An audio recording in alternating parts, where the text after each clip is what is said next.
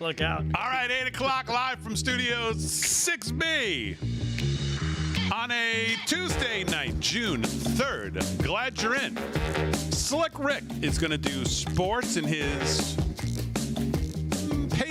not paisley purple, but the faded purple paisley silk shirt. Looking good. Slickster, how are you? I'm doing good, Big D. What would you call that colored jacket?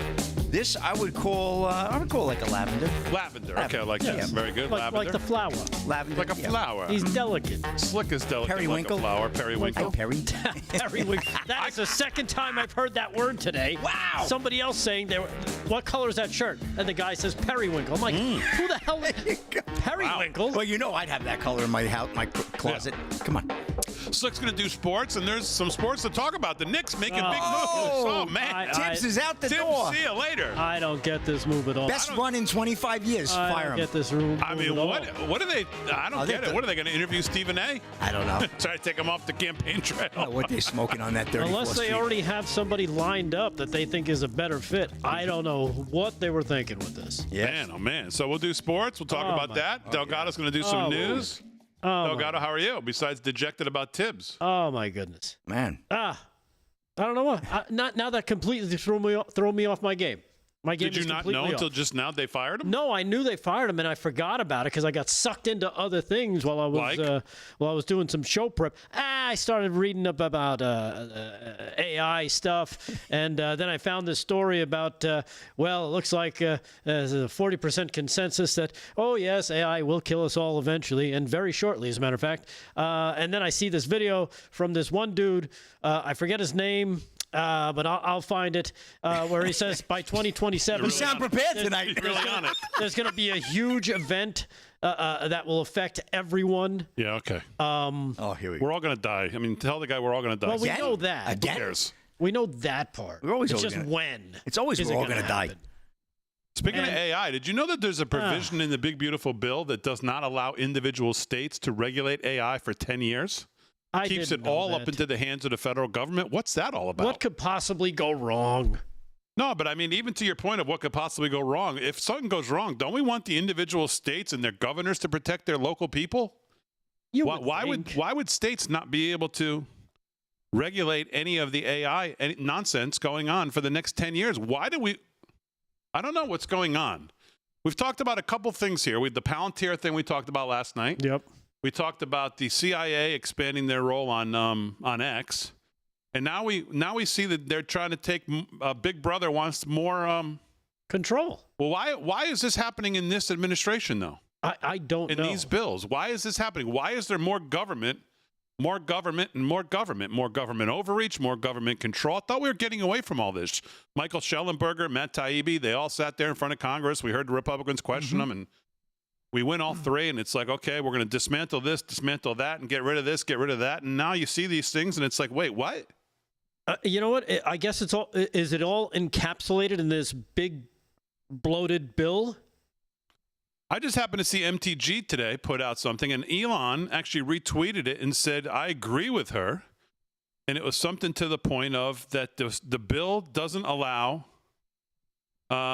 here's what she said. I'll just tell you. She said, full transparency. I did not know about this section on page 278, 279 of the Big Beautiful Bill that strips states of the right to make laws or regulate AI for 10 years. I am adamantly opposed to this, and it's a violation of states' rights, and I would have voted no if I had known this was in there.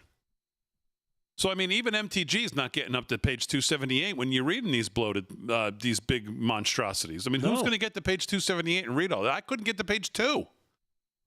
But, I mean, I guess you got to read it to know what's in it, as Pelosi told us. We have no idea what AI will be capable of in the next 10 years. And giving it free rein and tying states' hands is potentially dangerous. This needs to be stripped out in the Senate. When the Big Beautiful Bill comes back to the House for approval after Senate changes, I will not vote for it if this is still in it. We should be reducing federal power and preserving state power, not the other way around, especially with rapidly developing AI that even the experts warn they have no idea what may be capable of. And I mean, how can you argue with that? I can tell you what it's capable of. They already know. It's already defended itself from being shut down. We talked about that months ago. I found that story. And there's another story out today on NBCnews.com. How far will AI go to defend its own survival? Well, I know, but you're just focused on it killing all of us, which is fine. Whenever that happens, it happens. Sayonara, and nice knowing you all. See you later. But I'm talking about the government control of it and MTG's post of why would this be in a Republican-led bill? Why are we getting more government overreach? We always talk on this show, at least, that if we can't make red states as red as they can make blue states blue, we're in big trouble. We talk about having to get better candidates in the primaries. I mean, there's some staple things we talk about in this show I've talked about for 10 years since I've been doing it. And I just don't get why this is happening in these bills. You know why? And MTG is right on the money here. You know why? Because it's a big, bloated bill. Because all of this stuff, like she said, she's one of the people that we pay to do this job, and even she didn't know it was in there because it was only on page 278 of what, 1,100 pages? I could imagine what's on from 300 to 1,100. And the sucky part is, this is left up to the Congress people to put this stuff together. The president says what he wants. Here's what I want. Here's what I need in this bill. And of course, he said it the other day. He says, I'm not happy with everything. There's some horse trading that has to go on. He understood that. But the horse trading for tax cuts means more government, more overreach by the government, more control over your personal data, over everything. That's the trade-off. I say, you know what, Mr. President, if you're listening, tell him don't even bother sending it to my desk because I will set it on fire. And I want to see each one of these provisions you want in a separate bill and vote on it like that and defend your positions. That's the only way this stuff it's the only way we'd be satisfied as American voters and citizens, right? Is to make sure that the stuff we don't want gets slipped in because there was really something we wanted there. I understand, you got to negotiate. No, you don't. You control both houses. Here's how you do it. You put these people on the spot. You really want to fund sexual disease studies in the Sudan for rogue rabbits? Fine, defend it to your constituents. We're not going to do it. And you'll see everybody vote it down. And you just go through the list. Oh, who wants this? Vote it down. Vote it down. Vote it down. Get to the stuff you want and do each one as a singular thing. I don't care how long it takes. They already don't do anything. I know, but how can you do any of that when Trump is pressuring the guys who are standing in the gallows here on spending? Rand Paul, Chip Roy, they're all getting abused every single day. Today, Rand Paul's taking it for saying, I don't want to raise the debt ceiling $5 trillion. Think about how crazy it is. Yeah. That you're getting lit up for saying, I don't want to raise the debt ceiling under a Republican administration that holds all three branches of the both House, Senate, and White House. By saying, I don't want to raise the debt ceiling $5 trillion, you're taking abuse. Just, again, take the names out and put Biden's name in there, and everybody would be screaming about it. But because it's not Biden, it's Trump, the guy saying, no, I don't care who it is, I'm still not raising the debt ceiling $5 trillion, is getting massacred. Yeah. I mean, it's stupefying. Who knows? Maybe, you know what? I don't know. I can't say. It seems like, he's got to trust his people to bring him the right stuff. And maybe they're not really bringing him the right stuff. They're bringing him the stuff that they think is right and says, oh, Mr. President, we have to raise it this high. And here's why. And maybe they make a decent, compelling argument to him and he buys it. On YouTube. But it's $5 trillion. Well, here, this is, I don't know if this person meant it as a joke. The Lemon Galati says, sorry, but at $37 trillion in debt, what's another 3 or 4? And that's exactly the way Washington thinks. Yeah. That's exactly the way all of them, for the most part, think. Round it up to 40. They're addicted to the spending. Right. No, doesn't matter the party. And you have such a choice, just like when I talk about the Supreme Court, I say we got 2 on an island by themselves and the rest you just never know. You've only got a handful of your elected representatives who are supposed to go there and look out for you, your kids, your grandkids, who are supposed to say, I don't think we were elected to raise the debt ceiling more than anyone else in the history of the country by $5 trillion. They're the ones taking the abuse. Now, in all these other situations, Susan Collins, Lisa Murkowski, Lindsey Graham, they never, ever take the kind of heat that Chip Roy, Rand Paul, Mike Lee, others will take when they stand in the way of this kind of spending and say no. Yeah, it is absolutely baffling to me how we get here, what the party actually stands for. Sometimes I have no idea, other than, again, a choice few. I don't know what the party stands for. I don't know what they believe in. I don't know what they're going to message. I mean, obviously Trump's done great stuff with his executive orders. No doubt about it. Yeah, but then it comes down to having to get things done where it gets codified into law. Look at Elon. And look, what happens? You have to, as he said, there's horse trading going on. Unfortunately, we're getting some really crappy horses. The American people are, while the government just keeps, bringing in stallions to their side, and they ride them off into the sunset with these huge pockets of cash that somehow, I don't know, we've talked about it before. These people need to be investigated. It's just we the people should be investigating all of these so-called Congress people to say, where are you getting your damn money from? Because we're all going broke. I saw after Elon put his tweet out today where he said, "I'm sorry, but I just can't stand it anymore. This massive, outrageous, pork-filled congressional spending bill is a disgusting abomination." And of course, people tried to twist themselves into pretzels to say why, he's wrong, which of course he's not wrong. I saw Jesse Kelly said GOP got themselves a billionaire benefactor, and they soured him on politics in less than a year because they can't stop being corrupt losers and cowards. What a shame. Yeah. And I think that's about damn accurate. Right. And then... by the way, it wasn't even close to a year unless you're counting the election season. And then you've got cut number 9, Speaker Johnson, his response to when Elon made that statement. Here it is, cut number 9. Check this out. Yeah, let me say this. It's very disappointing. Okay, I've come to consider Elon a good friend. He's obviously a very intelligent person, and he's done a lot of great work. With all due respect, my friend Elon is terribly wrong about the one big beautiful bill. No, he's not. Terribly wrong. There is a lot of crap in there that we shouldn't be paying for.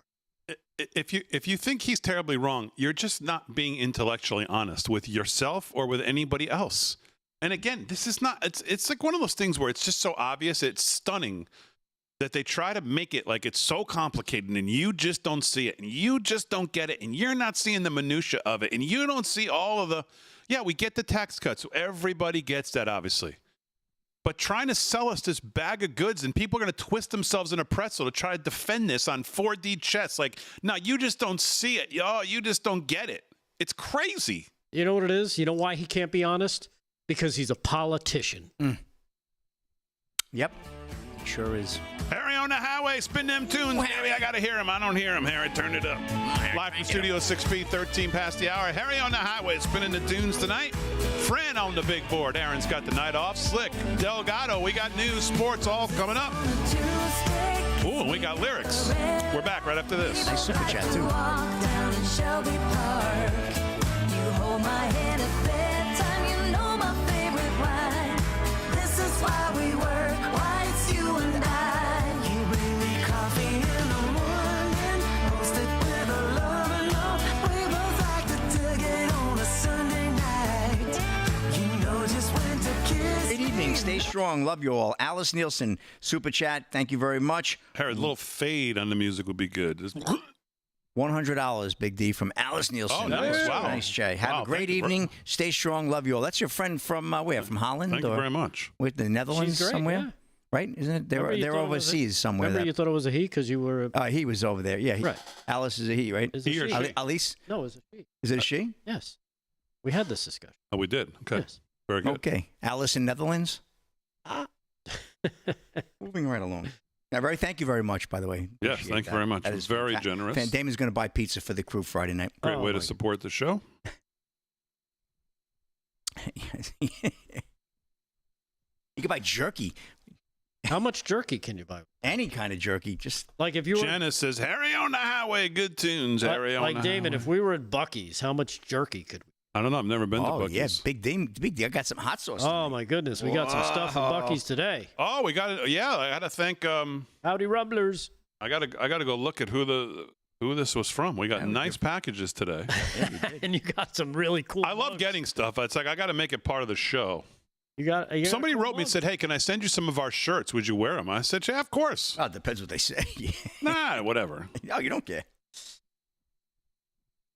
long as he can sell them, he'll wear it. No, I mean, I don't want to sell them. I'll just wear them. Someone sends me their shirts for their business or whatever. What if it's previously worn? Would you wear that? Sure. I had a shirt today I was going to wear. Good night, Knicks. But I didn't wear it. And Nancy Burns on X, how are you? Nancy Burns, come on. Howdy, YouTubers. Howdy, Twixers. Howdy, howdy, howdy, howdy, howdy. Moon Pie. Moon Troy Pie, Malone. hi, Moon Mike Pie. Yaks. Mike Yaks. Mike Yaks likes the tunes Harry plays. Ugh. So you guys don't want the tax breaks? Is that what you're saying? Yeah, that's exactly what we're saying. Tax breaks aren't going to offset what we're going to have to pay in the future. I saw somebody today wrote me something saying, well, the economy's good. And I said, oh, that's great. Well, what's that have to do with the 10-year? We're talking about a 10-year budget bill, $90 trillion. Big D's worried about his retirement. Not the current, what's going on this exact second. We know the Trump economy's good. Small It's nothing to town. do with what we're negotiating. Barbie in the Rumble. People twist themselves in pretzels to try to defend this. It's crazy.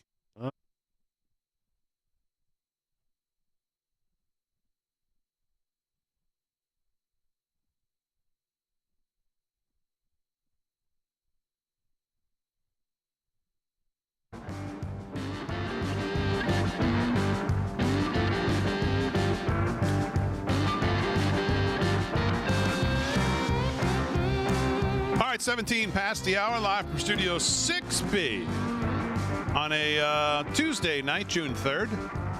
Slick Rick's here. He's going to do sports. Rick Delgado's going to do the news. Fran on the big board tonight as Aaron is off. Harry on the highway. There he is. There's Fran. Look at it. Oh, there he is. Oh, Harry. Harry on the highway. Harry, back there. get on the board, Harry. Harry. Everybody loves when Harry's on the board. Get off the couch, board, Harry. Harry, what are you watching in the background? Yeah, Harry, pay attention to the show, please. Playing okay? Candy Crush.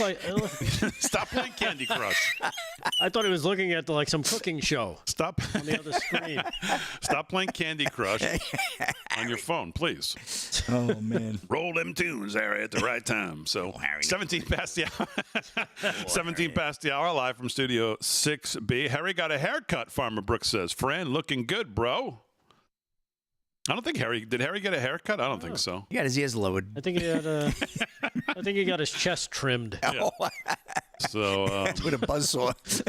all right, let's do some sports. 18 past the hour. With his shirt open and his chest hair. Hey, how you doing? Live from Studio Hey, still see 6B. that guy?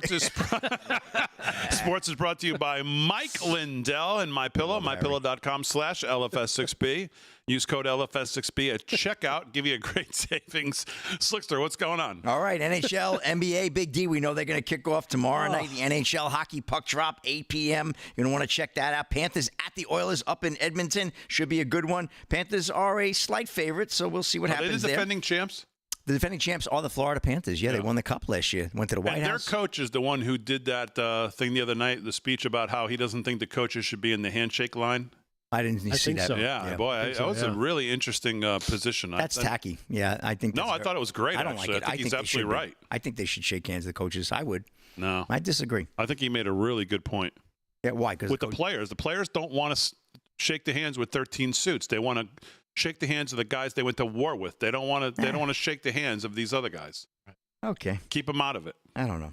Yeah, I think he was right. If you were a coach, you might think differently. All right, and then we got the Pacers and Thunder. OKC hosting the Indiana Pacers, who beat the Knicks. Obviously, we got a story coming up about them getting rid of their coach today. But Game 1, that series starts on Thursday night, 8:30 on ABC. That should be a good one, too. OKC, 9.5-point favorite in the game, and Indiana's plus 320. So kind of looks like a 5-game series there. Maybe 6, we were talking last night. So, again, I won't be here for a couple of those games, but by the time I get back, I think they'll still be going at it. And Major League Baseball right now, go to the scoreboard. Rockies and Marlins tied at 2, bottom 6. 1-0 Pirates trail the Astros, top of the 7th. Bottom 5 Cubs lead the Nationals 7-3. Guardians and Yankees, no score, bottom of the 5th. Pitchers duel there in the Bronx. Phillies 7-0 over the Blue Jays, mid-4. Top of the 4th, Angels lead the Red Sox 3-1. Brewers and Reds tied at 2, top of the 5th. Reds trying for the 15th series to beat the Brewers. They've lost like 15 straight series. to them. It's terrible. Diamondbacks 4-3 over the Braves, top 5. In a rain delay, Rays lead the Rangers 1-0 there. No score, Tigers and White Sox, top of the third, end of 2. Royals and Cardinals knotted at 2. Coming up at 9:40, Orioles and Mariners. 9:45, Padres take on the Giants in San Francisco. Twins at the Oakland A's. That's 10:05. 10:10, Mets taking on the Dodgers in the nightcap. Let's get to we'll get to this one story. Knicks fire head coach Tom Thibodeau after failing to reach NBA Finals. Thibodeau has coached the Knicks for the past 5 seasons. Scott Thompson of Fox News reporting the New York Knicks have fired head coach Tom Thibodeau after the team was unable to make it to the Finals. The team announced the move on Tuesday with team president Leon Rose thanking Thibodeau for his services to the organization over the past 5 seasons. Our organization is singularly focused on winning a championship for our fans, Rose's statement read on social media. The pursuit led us to the difficult decision to inform Tom Thibodeau that we've decided to move in another direction. The Knicks fell to the Indiana Pacers for the second straight year in the NBA playoffs. Yeah, a lot of folks. I know Stephen A. was out there. Crazy. Absolutely criticizing Rose. Who is the bar? Scissoring him. Who is the bar for them to say, oh, yeah, we got to get rid of him? Like, what are they looking back on and saying, oh, yeah, we got to make a move because this is not nearly as good as. Right. Who do you fill in the blank with? I don't know. For the New York Knicks. Like, all of a sudden, oh, we didn't make it to the finals? Oh, okay, I'm glad all of a sudden, that's your.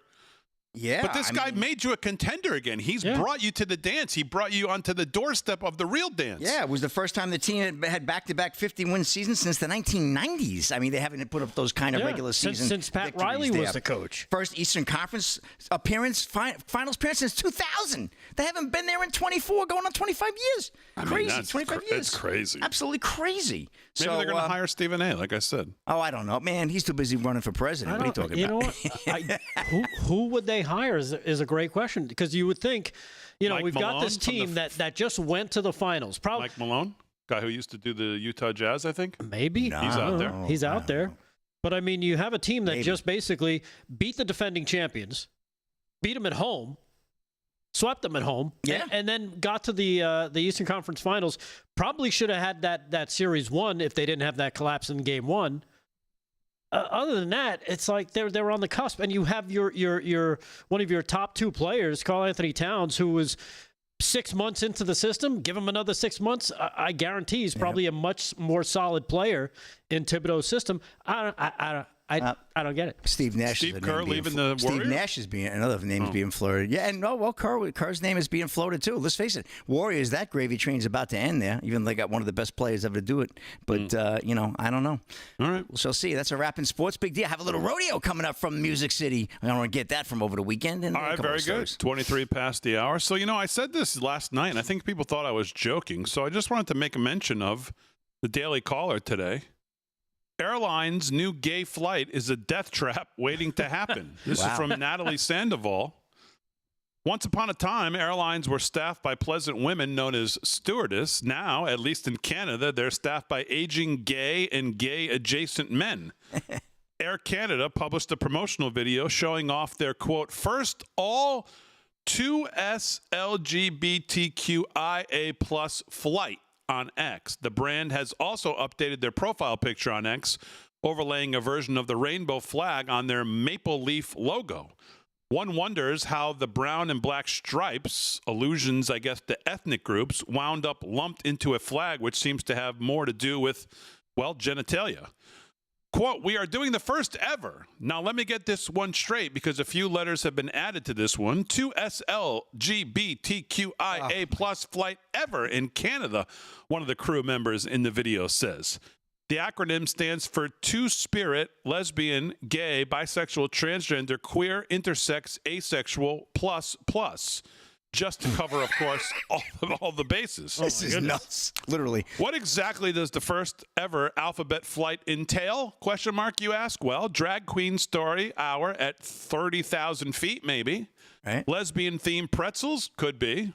According to the video, the flight featured our very first all 2SLGBTQIA plus crew. Ooh, wow, thank God. Which one man describes as a watershed moment in Canadian history. Wow. A crew member tells passengers the airline hopes, quote, to celebrate not just our community, but our freedom to be who we are both at work and in society. This is a bizarre and unreasonable demand, but not an unusual one. Sexually confused Starbucks workers were outraged by the recent imposition of a dress code which they claimed restricts the gender expression of the queer and trans workers. Why are these employees so obsessed with the public knowing who they like to boink? He continued, valuing people equally, both in the air and on the ground, and celebrating our identities, no matter what they are, with customers and our employees is important to us.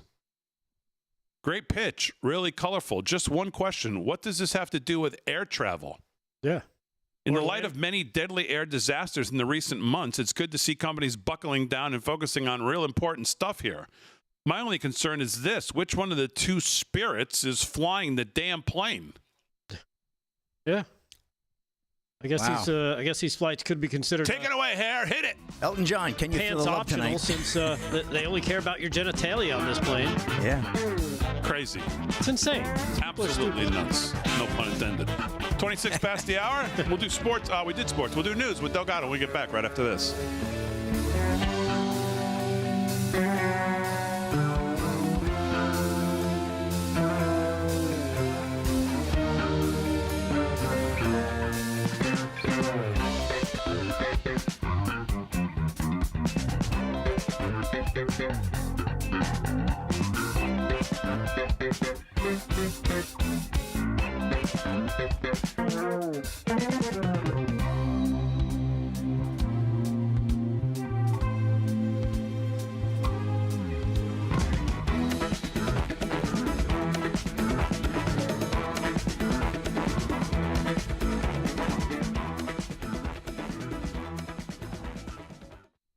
Kept it quiet all these years. Ba-da-da-da-da-da-da.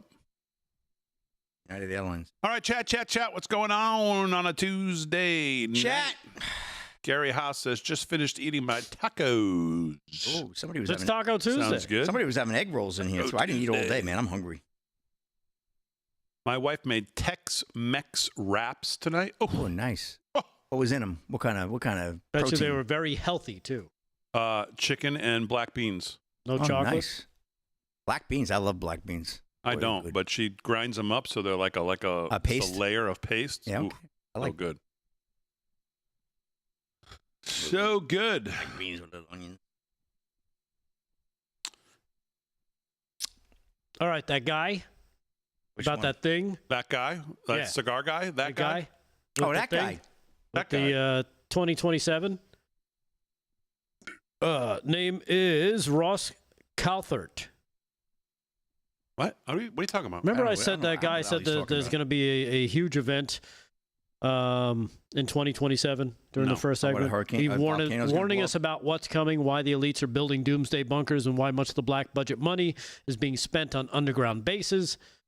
Listen to this carefully. I posted it on my X account if you want to check it out. My open-minded approach. He's got a few of these people that are former government people talking about this stuff. It's only about 4.5 minutes. 4.5 minutes. You'll never get back. Exactly. But this guy, Ross Calthert, is a News Nation journalist. And he claims that there is an apocalyptic event that will happen in 2027. Do we have a date? Everybody's telling me we're on borrowed time. He says, I can't emphasize how serious look I get from these people when they tell me this stuff, but because of their national security oaths, they can't say anything. Wow. Fred Soul on Facebook says Damon and Delgado sound like the two of the chipmunks tonight. I don't know what that means. His audio's I don't messed know up. either. Refresh. Hey, Fran. I'm a little off center. He'll fix it in there. It's On kind the of other day. apropos. Don't you worry. And plus, we already know that. Yeah, Shut up. exactly. You're leaning a little to the left there, Delgado. That's what we've heard, Delgado, lately. What's going on with you? Why? Because I don't want to pass this big bloated bill? That makes me a left. No, people are coming around. I don't care. People are coming around quite slowly but surely. Yeah, they're gonna. What's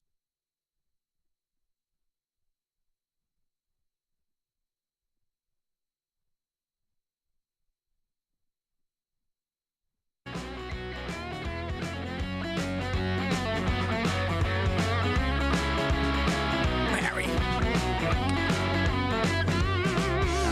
All right, 30 minutes past the hour. Live from Studio 6B. Harry on the highway on the tunes. Harry likes the fade. I don't know why. I don't like the fade. No. I want to just boom, hear it. Not when you need it to start. You need to kick. You need to pop. Now you can fade, Harry. Like, ow. Right. It's the reverse fade, Harry. Yeah, he keeps going higher. And there he is. All right. Harry on the highway. Fran's on the big board. Aaron's off tonight. Slick's doing sports. Delgado's going to do news. I got some other things to get to as well. All of our friends in the LFS6B chat, wherever you're watching. YouTube, Getter, X, Rumble, and of course, Truth Social. If you're watching Real America's Voice on, do you know you can watch Real America's Voice on Truth Social? Oh yeah. Almost all 24/7. Oh yeah, I heard you say that the other night. Yeah. Yeah, Real America's Voice streaming on Truth Social 24/7. You can always jump in on Truth. Real America's Voice is one of the live channels that's available. We got another nice I'm hoping super that we chat. can stream to Truth one of these days as well. That'd be awesome. We got another super chat I want to shout out. Alice Nielsen gave us another $100. Wow. Big D. Good night from Denmark. See you tomorrow. So I just wanted to recognize him. He's probably signing off for her. I want to recognize her. Thank you very much. Well, Delgado, at least I shout them out. Her, Have him, a her, good they, night. or they. Yes. 31 past the hour. That's very nice. Very Thank you, Alice. great way We to support the appreciate show. it. Thank you, We Alice. so Enjoy your appreciate evening. that. So generous. Much love. Slick's going to do some more sports. Let's do some news. We'll see what's in the headlines, top stories in the world. Yes. As always, and our friends at EternalLifeCoin.com sponsor it. Eternal Life Coin, all one word. If you haven't checked out the Eternal Life Coin, really, you should go there and check it out. It is a beautiful piece. You have somebody in your life that you want to give some token of remembrance, something to hold on to, kind of religious. It's very good. EternalLifeCoin.com. Check it out. All one word. Delgado's got the news. What's going on? All right. Well, if you want the biggest news in the world, you've come to the right place, Damon. Damn it. Turns out one of our own. Really, profanity is not acceptable. Yeah, here. not acceptable. Balls It's a off family tonight. show. You know what? Paul does that. People think I'm leaning left. Okay, so they curse more. I get it. Okay, I got it. Anyhow, according to this, one of our own, Steve Bannon, has gone on record and is shredding Senator Lindsey Graham earlier today, going so far as to say that President Trump should have the senator arrested. Graham visited Kiev over the weekend and reiterated his support for Ukraine and amid Russia's ongoing war for the country. While there, he called for the U.S. to sanction Russia. Graham said, I would expect next week that the Senate will start moving sanction bills, believe it or not. And Bannon was not very happy about it. He said, what the hell is Lindsey Graham doing in Ukraine right now? See, I'm quoting someone else there, Slick. Do you see these numbers being tossed around for the hotel stay, supposedly, that him and Big Dick Dick Blumenthal have? Dick Blumenthal. Blumenthal. Oh, man. How can those be real? Those are, you know what? How much? That's contained within, I guess, 400,000? that's contained within a contract a that posh Ukraine place. has, that the State Department has, the Pentagon has with Ukraine for like a bunch of stuff, and it's incorporated in that. But it's Okay. not just that. All right, good. I think people are taking Thank that God. out of context. I was like, man, that's Yeah. got to be like the 5 Man. seasons, never mind the 4 seasons. Yeah, for that. If you had AMAC, you would have got a discount. But here's cut number one. As the aforementioned Lindsey Graham and Big Dick Blumenthal meet with Zelensky in Ukraine, and again makes you wonder why are these guys there? Cut number one. Watch this. There is. Man, look at him. Little swarmy squirm. Here's another swarmy worm. Gosh. Look at these people. Oh, yeah. He's still in his jumpsuit, this idiot. Mr. President, such a I don't know who that crap is. Now they're going to talk, sit at a table and talk about how they're going to spend your Talk about money. what? Is Lindsey Graham the Secretary of State? I don't know. I don't know what he's doing What the there. hell's What he is he doing there? doing Who there? cares? Bannon accused Graham Dick of Blumenthal. Bannon accused Graham of stirring it up and called for the senator's arrest. He's over there stirring things up. Two of them This is should why stay I there. say he should be arrested, either cut his passport off so he can never come back to the country, or arrest him. He's a troublemaker. Now, he's egging the deep state on and misleading the Ukrainian people that we're all in on this. Here's what he means when he says he's egging them on and misleading people. Cut number two, here's Lindsey Graham talking about, the world versus Russia, Dave. Cut two. President Trump said that Ukraine doesn't have good cards. Well, Russia's much bigger and has a lot more people. I get that. But the world has a lot of cards against Russia. Yeah, so we can start World And War one III. of those cards that we have is about to be played in the United States Senate. In America, you have more than one person at the card table. We have 3 branches of government, and the House and the Senate are poised to act. Yeah, of course, and we're very excited about Lindsey Graham leading that. He's the worst. That action to act. The Ukrainian people in particular. Why does he never get any pressure for anything his stupid stuff he does? Why? Someone tell me. I don't know. How do we keep getting stuck with this guy? How does he keep getting endorsed? How does he keep playing golf? How? What is it about this guy? I don't know. But Bannon went on to say that the U.S. really has no issue with Russia. The American people and the Russian people have no problem. We don't want to fight each other. It just seems that these guys want us to fight each other. So, again, there you have it. The swamp getting back in action over in Ukraine for absolutely no reason. So, I don't know if you saw that. Dick Blumenthal. Just that fact alone is disqualifying enough that you would do anything with him. He's a disaster. He doesn't believe in anything. Well, he actually probably does believe in most of the stuff you believe in. Yeah. For Lindsey. That's why they travel together. I guess that's why they're there. I answered my own question. Yeah. Exactly. Because there's really no separation between the two of them. Yeah. Other than one has an R, one has a D. One's got the big D in front. I don't want to tell you what the R stands for, or the D for that matter. Anyhow, switching things over to this side of the Atlantic, Damon, it turns out there's more to the story about this terrorist who attacked those people in Boulder, Colorado. Yeah. Turns out now, and this is something that came out late last night, that paperwork with the word USAID was found in the car of Mohammed Sabri Solomon, who is accused of allegedly throwing explosives at a group in Boulder, Colorado, peacefully protesting, for the release of Hamas hostages. The incident, of course, as you remember, happened just on Sunday as the pro-Israel group Run for Their Lives was protesting in Boulder. Arrested, according to the arrest affidavit, law enforcement officials found paperwork with the words USAID inside Solomon's Toyota Prius. Other paperwork with the words Israel and Palestine were also allegedly found inside the Prius, in addition to a red gas container and rags. Senior State Department officials told Fox News that Solomon isn't a United States agency. That Solomon isn't a United States agency internal development employee, which is odd for him to have these documents. Solomon allegedly told federal law enforcement officials during an interview he specifically targeted a Zionist group that gathered in Boulder on June 1st because he wanted to stop them from taking over our land, he said, which is Palestine, which we all know doesn't exist. So there you have it.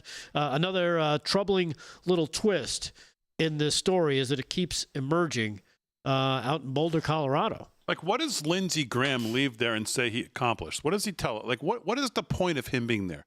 He's not the Secretary of State.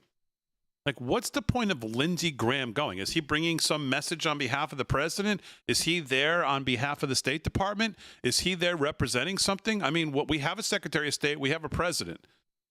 Well, why do we need Lindsey Graham and Dick Blumenthal running to Ukraine to jump up and down with the pom-poms? What does that accomplish? What are we supposed to feel about this? What does he leave there and saying he accomplished? Does anybody have any idea? You know what? Other than some nice pictures? I don't know, but we've seen this before from these guys, right? The congressmen, the senators and the representatives, they all make their trips over to Kiev in Ukraine for some unknown reason. We don't know why. Because he's there for Gays for Ukraine, Damon. Who Dat Nation on X. That's okay. Well, at least that makes kind of sense. You wonder if did he take a Canada-only flight over there? Well, I don't know. I don't know. That'd be a new twist. Do they fly over to Kiev? Oh, I don't know, but I just don't get it. I just don't get it. So, well, according to this, if you want to know a little bit more about this, if the Trump administration was not told in advance of Ukraine's offensive, blah, blah, blah, then the White House has to condemn it immediately and pull all support for Ukraine and tell Lindsey Graham to come home or we're going to put you under arrest when you come home. He's referring to, of course, the offensive that went on over the weekend with the drone attack. Yeah, I heard Bannon said something like to the fact that something is really wrong here. Yeah, because Ukraine doesn't have that kind of technology. We all know where that technology is coming from, and you're looking at it. It's us. That's our stuff. And it's not like they're going to learn how to use it, in a weekend. Like, here's your new remote control planes and aerial warfare stuff. Here's the user's guide. Good luck. No, of course, we know who's using it. We know it's our people. Rob Jackson on Facebook says Trump trying to stop the war, and this a-hole goes behind his back. But see, I don't think he is going behind his back. I mean, does President Trump not know that Lindsey Graham was going there? How can that be? I don't think there's any way that he didn't know. I don't know. Lindsey Graham's just not freewheeling it. Like just they called Dick and said, "Hey, you want to take a long weekend?" I don't think so. At a bougie hotel. That's the point. Why is he there? Who sent him there? What has Lindsey Graham ever done, by the way, or accomplished that you would pick him to do anything? I don't know, especially overseas, other than go start wars or cheerlead for them. But he keeps doing it. But what the hell do I know? Nothing. So whatever. Hey, one last thing. I don't know if you saw this. Italy's Mount Etna volcano erupted with massive ash cloud and a lava fountain. I got video of it. Cut 6. Check this out as Mount Etna in Sicily erupts. People were on there. The tourists were up there checking out the mountain. Yeah. When all of a sudden it erupted, and of course you can see them scurrying for their lives, as well they should. Do you need to scurry for your life when something like that happens? Isn't it just basically... It's coming towards it. It's coming right for us. Because you don't know how far that stuff is going to blast in the air and land near you, so you got to try and get as clear as possible. Come on! Yeah, I guess so. Isn't that crazy? Well, it just went like kind of straight up, but I guess not. I actually Looks know like it's getting closer. I know people that were there over the weekend getting pictures taken because they're celebrating their anniversary. Look at it. Look at how the cloud, all of a sudden it gets dark over where they're running. That cloud is coming towards them. It's amazing stuff. Mount Etna, of course, the rambunctious volcano on the Italian island of Sicily, grumbled to life on Monday, spewing hot ash and lava in a procrastic flow. That's their word, not mine. I don't even know what that means. The volcano department, which is run by Italy's National Institute of Geophysics and Volcanology, noted on Monday explosions of increasing intensity have been happening and said they're almost continuous. By noontime, the explosive activity from the southeast crater has become a lava fountain. So it's getting worse as it goes along. The volcano department said the eruption was caused by part of Etna's southeast crater collapsing, which released the lava flows. The only danger was in the area right around the summit of Etna, which was blocked off to tour groups on Monday as a precaution. As you can see, maybe not all tour groups got the news that, hey, you shouldn't be up here. This thing's about to, it's about to blow. So there you have it. Those tourists running for their lives, running along the path to get away from the billowing smoke of the volcano, again on the island of Sicily in Italy. Italy. There. Italy. Italy. All right, 17 to the hour, live from Studio 6B. We're back right after this.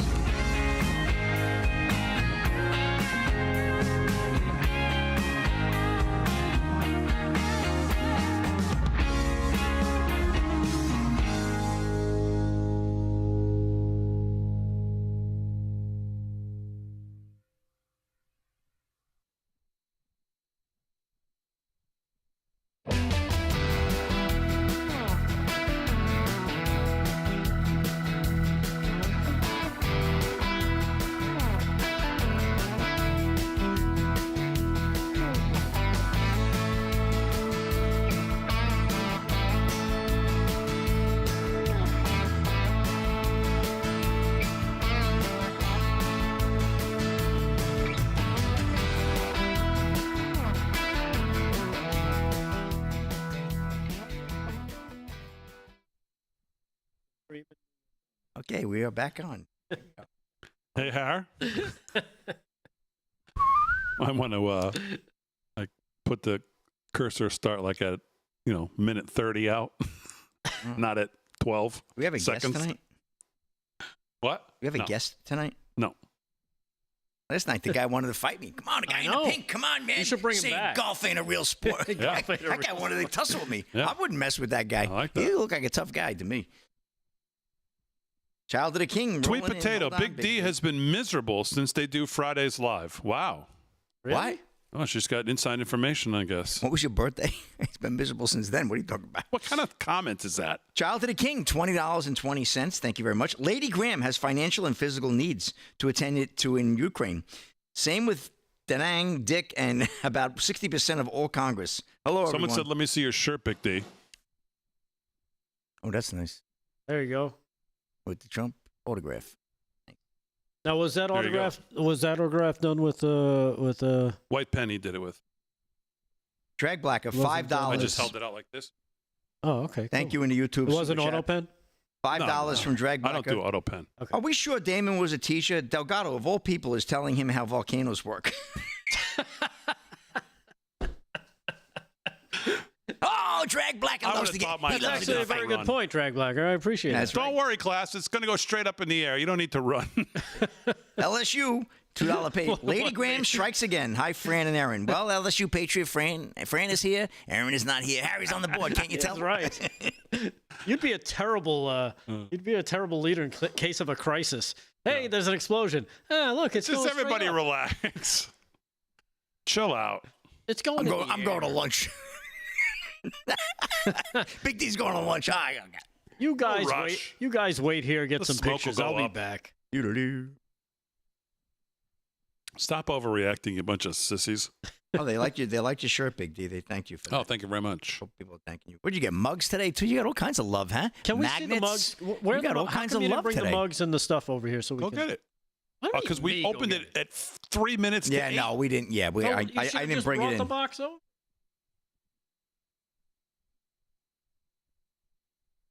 No.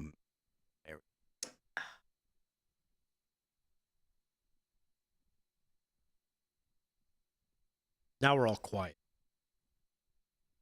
What are we doing here? Top of the hour?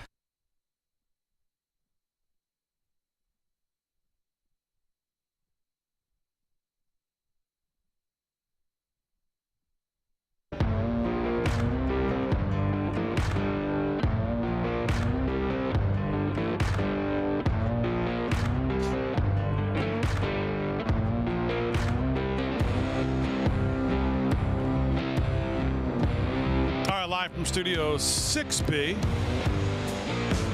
On a Tuesday, 13 to the hour, live from Studio 6B on Real America's Voice. Glad you're in. Slick's doing sports. Delgado's doing the news.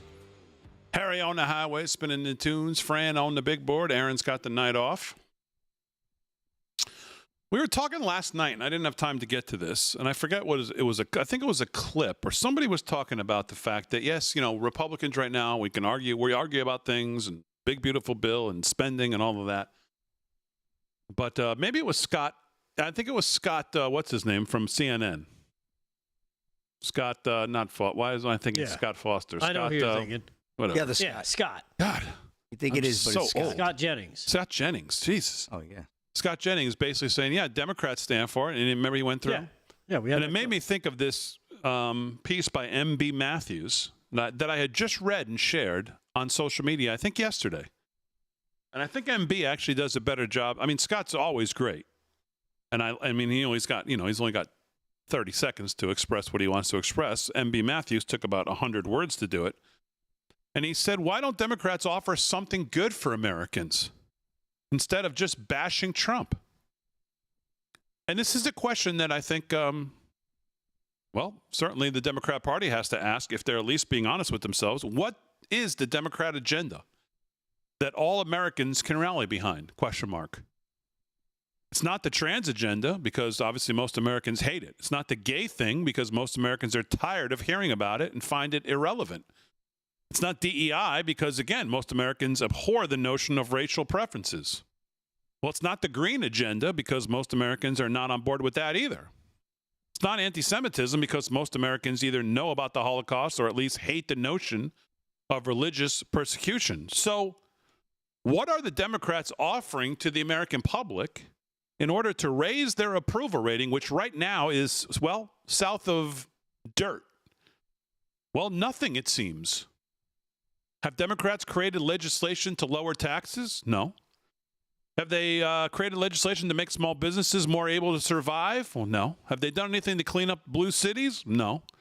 Have they done anything to deport criminal illegal immigrants instead of trying to get them back into the country? No. Have they tried to create wholesome entertainment for families? No. Is it to prosecute career criminals and gang members? No, they don't want to do that. Create programs to make children healthier? Nope. Discourage obesity? Nope, don't want to do that. Have Democrats done anything to elevate public discourse without having to resort to profanity? Have they done anything to promote decorum? Nope. Decency? Nope. Modesty among young people? Nope. Have they discouraged narcissism? Nope. To hold K-12 standards that will lift American children into at least competitive levels with other countries? Nope. Have Democrats done anything to stop campus chaos regarding Israel and Hamas, or do they encourage it? Well, I think we all know the answer to that. Have Democrats come up with any new ideas to make Americans' lives better? Or are they persisting with DEI, CRT, LGBT, and ESG? Have Democrats been working on programs to deter ghettos where police have been defunded and DAs won't prosecute criminals? Or are Democrats content to have those neighborhoods just as they are, degraded, violent, so they can pull the trigger in case another George Floyd sainthood event? Why do Democrats bristle at every proposed legislation that makes American citizens, you, the people that matter, your lives better? I challenge the Democrat Party to come up with one good idea to make all American lives more prosperous instead of more dependent. I challenge them to come up with one good idea to further the intellectual development and manual skills of young children through classic education and shop classes so that they will be productive citizens. Instead, Democrats encourage protesting against imagined fascism, imagined threats to democracy. They protest for abortion, trans, Jew-hating, gay, and against colonialism. And drag queen story hour. How's that good for children? Children need to learn history, reading, writing, math, tech, manual skills, behavior, literature, writing, composition, critical thinking. They can't put a cogent thought together without a screen, without asking someone or something else. How about promoting something that will fix this instead of entrenching it? The way the Democrat Party has deliberately avoided lifting their voters out of poverty, out of ignorance, out of crime, is enough to make one think they might want to keep them there, beholden to the welfare state, marching to the drummer that leads them straight off the cliff. Instead of focusing on Donald Trump, I challenge Democrats to promote one single idea that almost all Americans can get behind. Do they have one? Something like closing the borders, cutting taxes for everyone, educating children, deregulating businesses, making America energy independent, lowering crime, lowering drug prices, bringing business back to America so that everyone gets a raised standard of living? I challenge Democrats to stop bashing President Trump and create a substantive rebuilding of their own image as a party of the people instead of a party for deviants, weaklings, racist, and foul-mouthed entertainers who push perverse sexual agendas in their products and in our schools. Get off the sex-related topics. Sex should be a personal matter. Democrats, I ask you again, what ideas do you have to improve the country for everyone instead of for just your own narrow interests? So I think that's pretty right on the money. Mm-hmm. Yeah. Right? Very good. Yeah.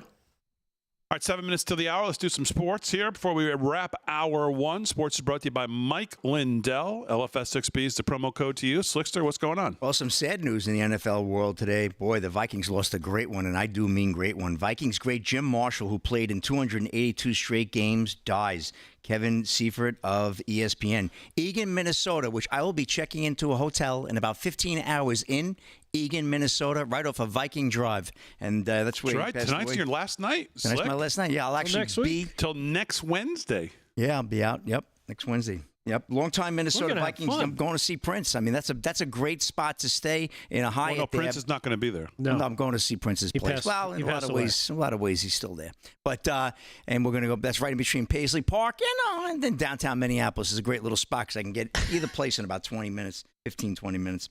But getting back to Jim Marshall, more importantly, longtime Minnesota Vikings defensive end Jim Marshall, who for decades held the NFL record for most consecutive games played, died Tuesday after a long hospitalization. According to the team, he was 87. Marshall joined the Vikings in their inaugural season in 1961 and played in every game thereafter. His record of 282 consecutive games, played 270 with the Vikings, which he established upon retiring in 1979, stood until quarterback Brett Favre broke it while also in a Vikings uniform in 2009. Marshall attended a Vikings Vikings practiced that season to congratulate Favre and said at the time, "I told him I admired his career and was really happy that he was the one that is breaking that record." Marshall gained a permanent place in NFL films lore in 1964 when he returned a fumble the wrong way in a game against the San Francisco 49ers, celebrating what he thought was a touchdown, but instead was a safety. But his career accomplishments far outweighed that gaffe. Everybody remembers that story, right? That famous story. Marshall remains NFL career record holder, now tied with Jason Taylor for opponent fumbles recovered with 29. Wow. He was a Vikings captain for 14 seasons and appeared in 4 Super Bowls as part of the franchise's famed Purple People Eaters defense. Although sacks did not become an official statistic until 1982, a research project coordinated by Pro Football Reference accredited him with 130 and a half sacks, which would tie him for 22nd in NFL history. 2 other Purple People Eaters rank ahead of him. The great Alan Page and is in 8th, and Carl Eller, one of the best to do it also, is tied for 18th. The entire Minnesota Vikings organization is mourning the loss of Jim Marshall. No player in Vikings history lived the ideals of toughness, camaraderie, and passion more than the all-time Iron Man Vikings owner Mark and Ziggy Wilf said in a statement. So rest in peace to great Marshall. All right, it's a wrap on hour 1, hour 2. Coming back live from Studio 6B on a Tuesday night right after this.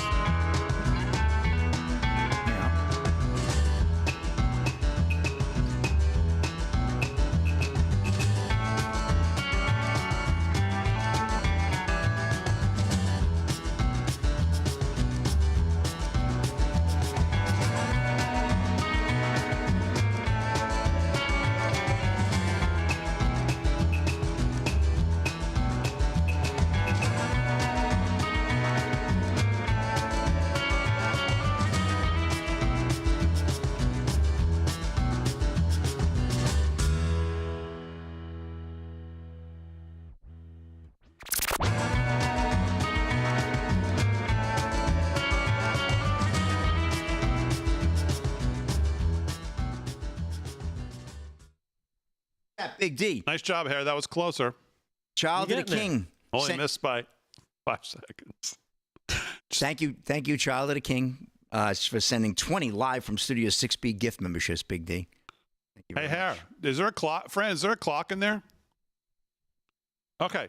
So, Harry, when we get to the end of the segment, if it says like a minute, you should probably start the song at like a minute 15. Try that. Try that in the next break. You're going to like it. Instead of...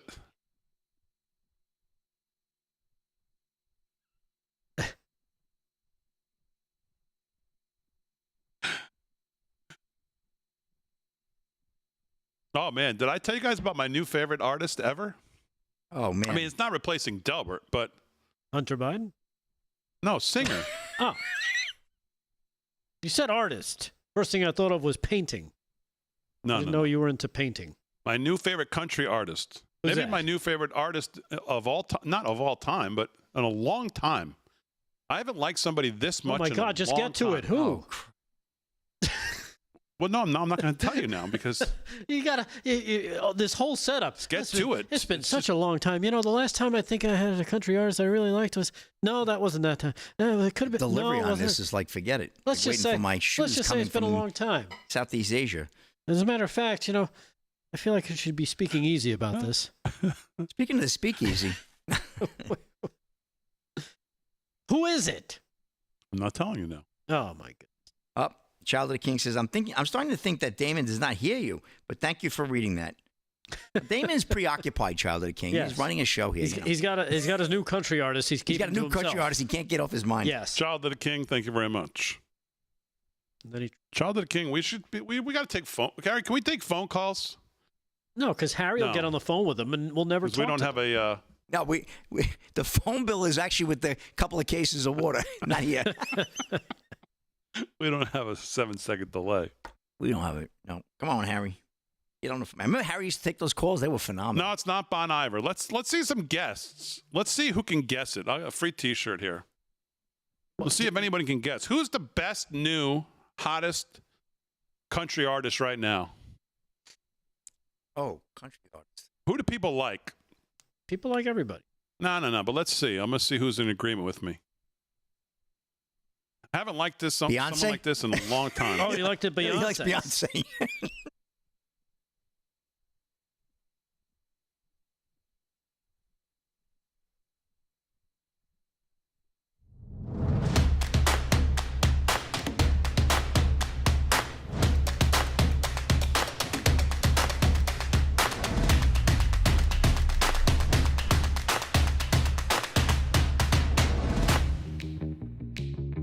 can't even get pizza. Yeah, you can get music. Tired. Can't even get mozzarella. I'm not even allowed to play music sometimes. All right, 9 o'clock, hour 2. Live from Studio 6B on a Tuesday night. Well, he's mine. Oh, we got a winner. Got it? 3GG on Rumble Yeah? is the winner Winner. of my new favorite country artist, maybe my new favorite artist in a long, long time, is one Zach Top. Man, is he good. 3GG, send us a email to lfs6b@yahoo.com. Pick something out off of our live from studio6b.com website. Any shirt you want, we'll send it out to you. Nice. You're the winner for picking Zach Top as the hottest thing for me in country music. And man, he sounds like those old Alan Jackson records back in the 90s. That's not that old. Man. Rick, you remember those, right? He is like Alan so Jackson. good. It's stupid how good he You is. spin him back in the 90s? Rick Friction? I think I got a couple Alan Jackson CDs. He's not that old. Oh, I have man. a couple of Alan Jackson 8-tracks. That boy is so good. It's stupid how good he is. What's his just big tell, song? What's his big song right now? Oh, he's got a new album coming out in August, which I can't wait to hear. And you can't name either. You're such a big fan. Well, no, I don't know. No, I don't know the name of it. I don't know the name of it. But Is it called Zach? man, he's so, Tops? just put some Zach Top on your during the commercial break, Delgado. All right. You'll like it. I'm telling you, you're gonna like it. Damon, the kid that won American Idol, is good. Okay, I haven't watched American Idol since Carrie Underwood was on it, so I wouldn't know. I like that kid. And now she's on it again, but I this forget time his she's name. a He was judge. very good, though. Young kid. He's 18 years old. Zachary Dirk Top. Zach Top. Yep. Yeah, check him out. I like his hat. Bluegrass. He's so good, it's crazy. Really? Yeah. Oh God, his sound is just amazing. Are you gonna And go boy, see that him? boy can play the guitar. You know what? He can light the thing on fire. You know what's funny? Nice. That you mentioned Alan Jackson. Zach Top's cameo at Alan Jackson's concert has everyone wondering: is talent hereditary? Oh man, Are they related? I don't know. I don't think so. It sure could be. Not that I've heard. We play one of his cuts? No. Nah, God, if we could, I'd play every song in and out of every break. I'd play Zach Top if I could. Man. So good. All right, 2 minutes past the hour. Hour 2 live from Studio 6B. Glad you're in. Slick's doing sports. Nick's looking for a new coach, inexplicably. Delgado's doing news. Fran on the big board. Aaron is off tonight. And Harry on the highway is spinning the tunes live from Studio 6B on Real America's Voice. Make sure you follow us on all our social media at LFS6B. Make sure you head over to livefromstudio6b.com as well. Sign up to be a member there, absolutely free. Yeah, let's do some headlines here to start hour 2, since we didn't do that many in hour 1. And headlines are brought to you by our friends at Eternal Lifecoin, eternallifecoin.com. Rick Delgado's got it. What's going on, Delgado? Well, according to Damon's top new country crush, Zach Top. Yeah. I'm just reading this. I guess there's some connection. You were mentioning Alan Jackson. It's 5 o'clock somewhere. Somewhere just happened to be right in the middle of Alan Jackson's concert in Wisconsin, where this story comes from. About a week ago, rising traditionalist country star Zach Top was caught on camera singing along to the legendary hit like he was born to sing it, because according to the internet, he might have been. Mm-hmm. A fan circulating online that shows Top with a cowboy hat, drinking hand, seen belting "It's 5 o'clock somewhere" from the crowd, fully committed to the moment as Jackson is singing on stage. So he was in the audience singing along to his. Alan's wrapping it up because I Alan think he's got Jackson. some health problems. Oh, wow. Fans have long pointed out the uncanny similarities between the two, including the mullet-like hairdo, same vocal twang, the devotion to the classic country sound. And they haven't talked about, and they're not running around from the alleged family ties that somebody dug into them in February. So there could be something there where these guys, it could be a relation. Who knows? Man, I'm just telling you, he's so Interesting. good. So good. Now we'll have to look up the Top. Yeah. Did you have a mullet back in the day? Do you want course I to did. What, do are you the kidding news me? that I introduced, maybe? Oh, yeah. Okay, good. And I used to have a mullet, too. That was a Who look. didn't? I know. Anyhow. Big D, I did you have think, a mullet? No. I didn't think so. You know what? Well, I'm sure his mom or dad will pop in and let us know if you. Oh, that's true. Mom could come downtown. They'll let us know. No, I mean, I had people used to, when I was in high school, people used to comment on my hair how perfect it was. It used to go back, not like this, like forward. Oh, okay. Back in the 90s. Yep. So you wore it back? Yeah. Oh, you slicked Did it you back. have a long mane? Did you throw it around? Were you No, like it wasn't that long, but were you long like enough to Kip Winger or something? kind of go back. Throwing it Yeah. out? He had a good head of hair. When we first started the show, his high school picture he used to use looked good. Remember that first picture when we first started doing the show? We all looked like kids. Was that the one where he got hit in the eye and you still saw the mark? From, Oh no! Come on, now that's a softball Where he got question. hit in the eye with the ball?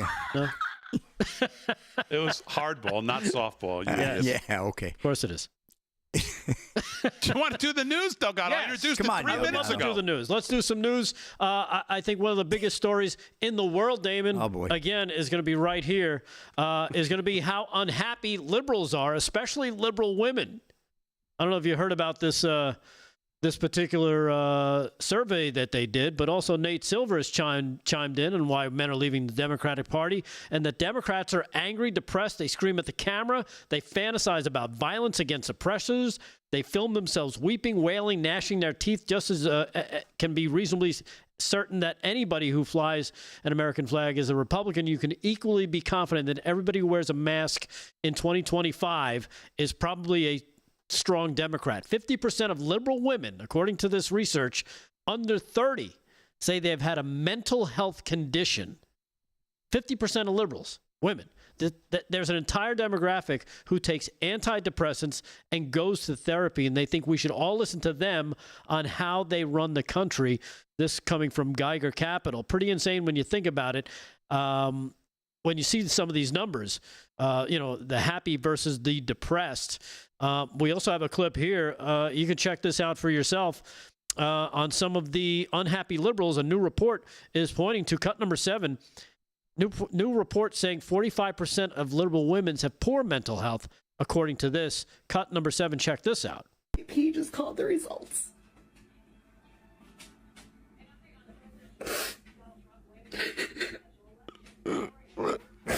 It sucks being hated by so many people. Yeah. I'm with you. Wow. I can't do this anymore. I'm literally sick. I'm literally sick to my stomach. Yeah. What has happened to America? What has happened to democracy? Wow. This is all But you pretty spelled great. democracy. Like we're just gonna wake piercing. up tomorrow morning and everything's gonna go back to the way it'll be a psych. It'll be like a really bad dream. Yeah.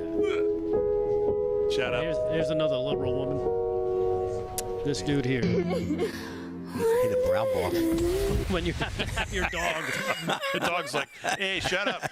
when you have to have your dog clean off the tears off your face, that's definitely means you got problems as a liberal. Here's cut number 8. Arthur Brooks on liberal men and women being so unhappy and having mental issues. Cut number 8. Check this out. 10 years ago, you wrote, conservative women seem to be particularly blissful. About 40% say they're very happy. That makes them slightly happier than conservative men and significantly happier than liberal women. Yeah. The unhappiest of all are liberal men. Only about a fifth consider themselves very happy. That was true 10 years ago.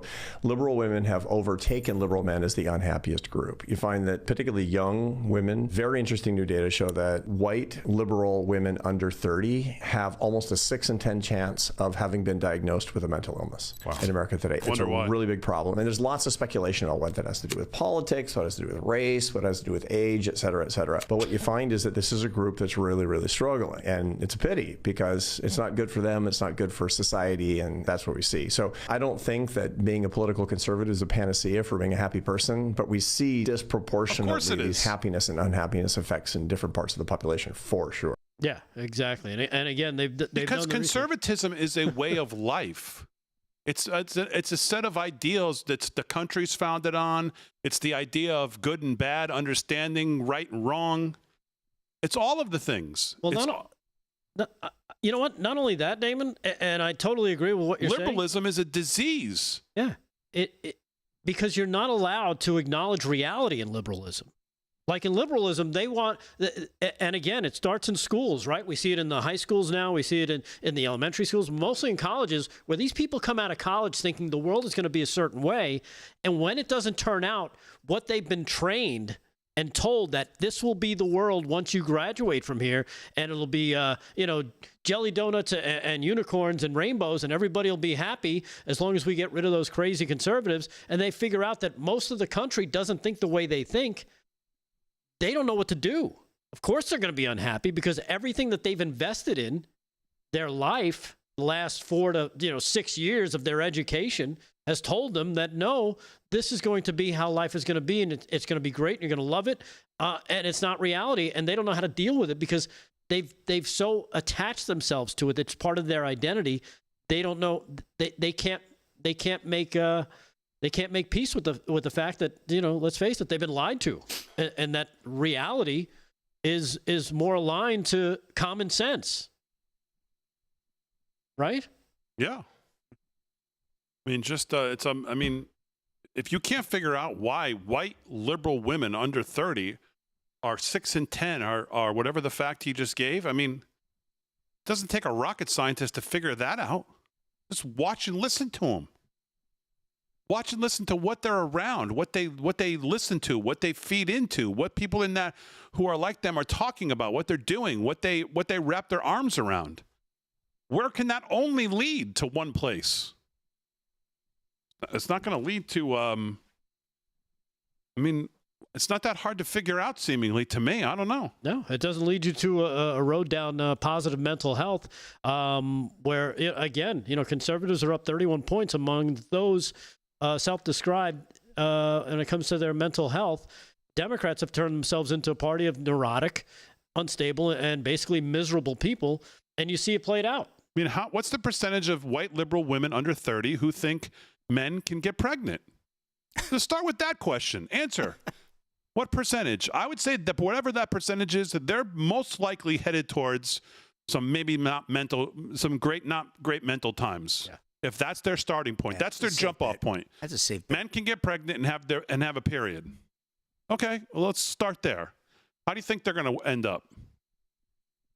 Yeah, it's amazing. Meanwhile, let's face it, when you think about normal stuff like family values and pro-community stuff, and it's no wonder these people are so out of control and kind of nuts. And let's face it, that's where we're seeing a lot of the violence is coming from the liberal left, whether it be men or women.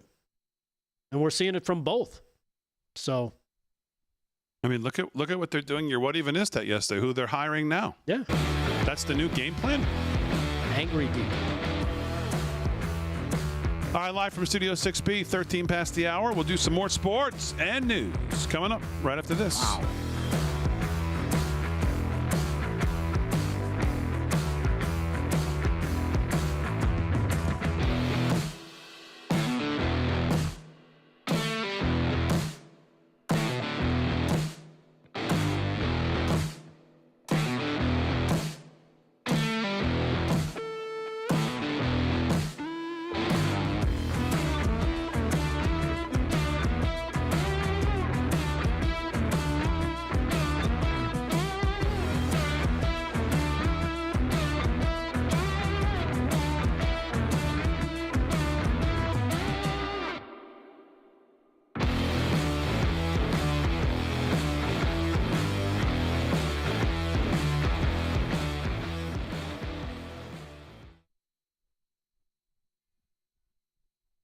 All right, YouTube. Hey. Quiet. What song does this sound like? Sounds like something. Come on. Sounds like the radio.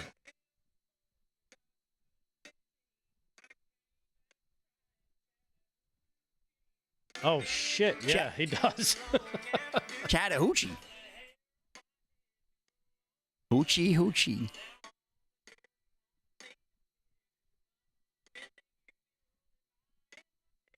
Got a nice voice. He does have a nice voice. Yeah. I don't really like this music, but it's nice. Got a nice guitar, too. Look at that guitar, huh? Beauty. Come on.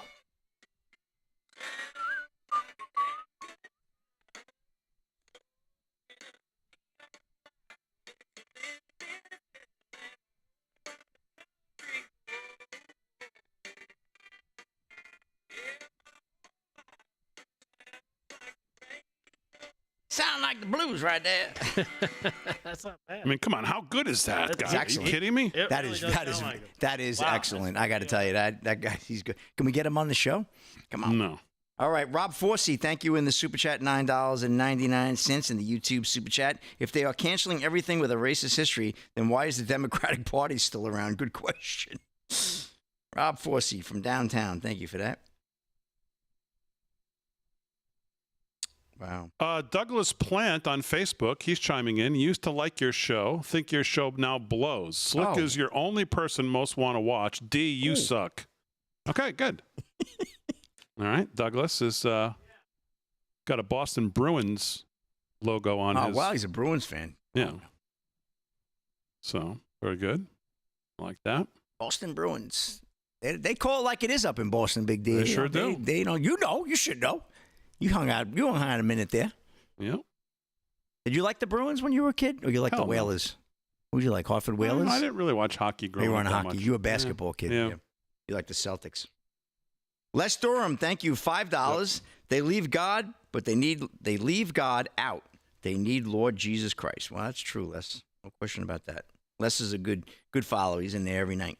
Let me see here. I think Michael Curtis is chiming in. Oh, he better not tell me this. He doesn't like what's his name. Oh, Michael Curtis. We love Michael. Whatever he says is gospel. Come on now, Big D.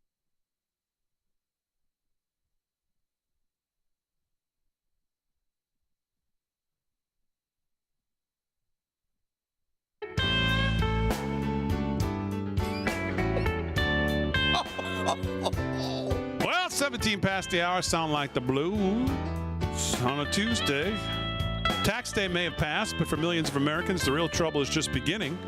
If you missed the April 15th deadline, you still owe back taxes. The IRS is ramping up enforcement. Every day you wait only makes things worse.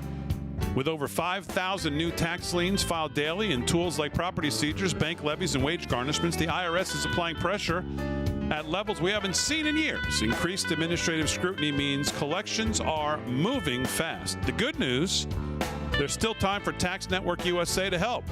If you're self-employed or a business owner, even if your books are a mess, they've got you covered. Tax Network USA specializes in cleaning up financial chaos and getting you back on track and doing it fast.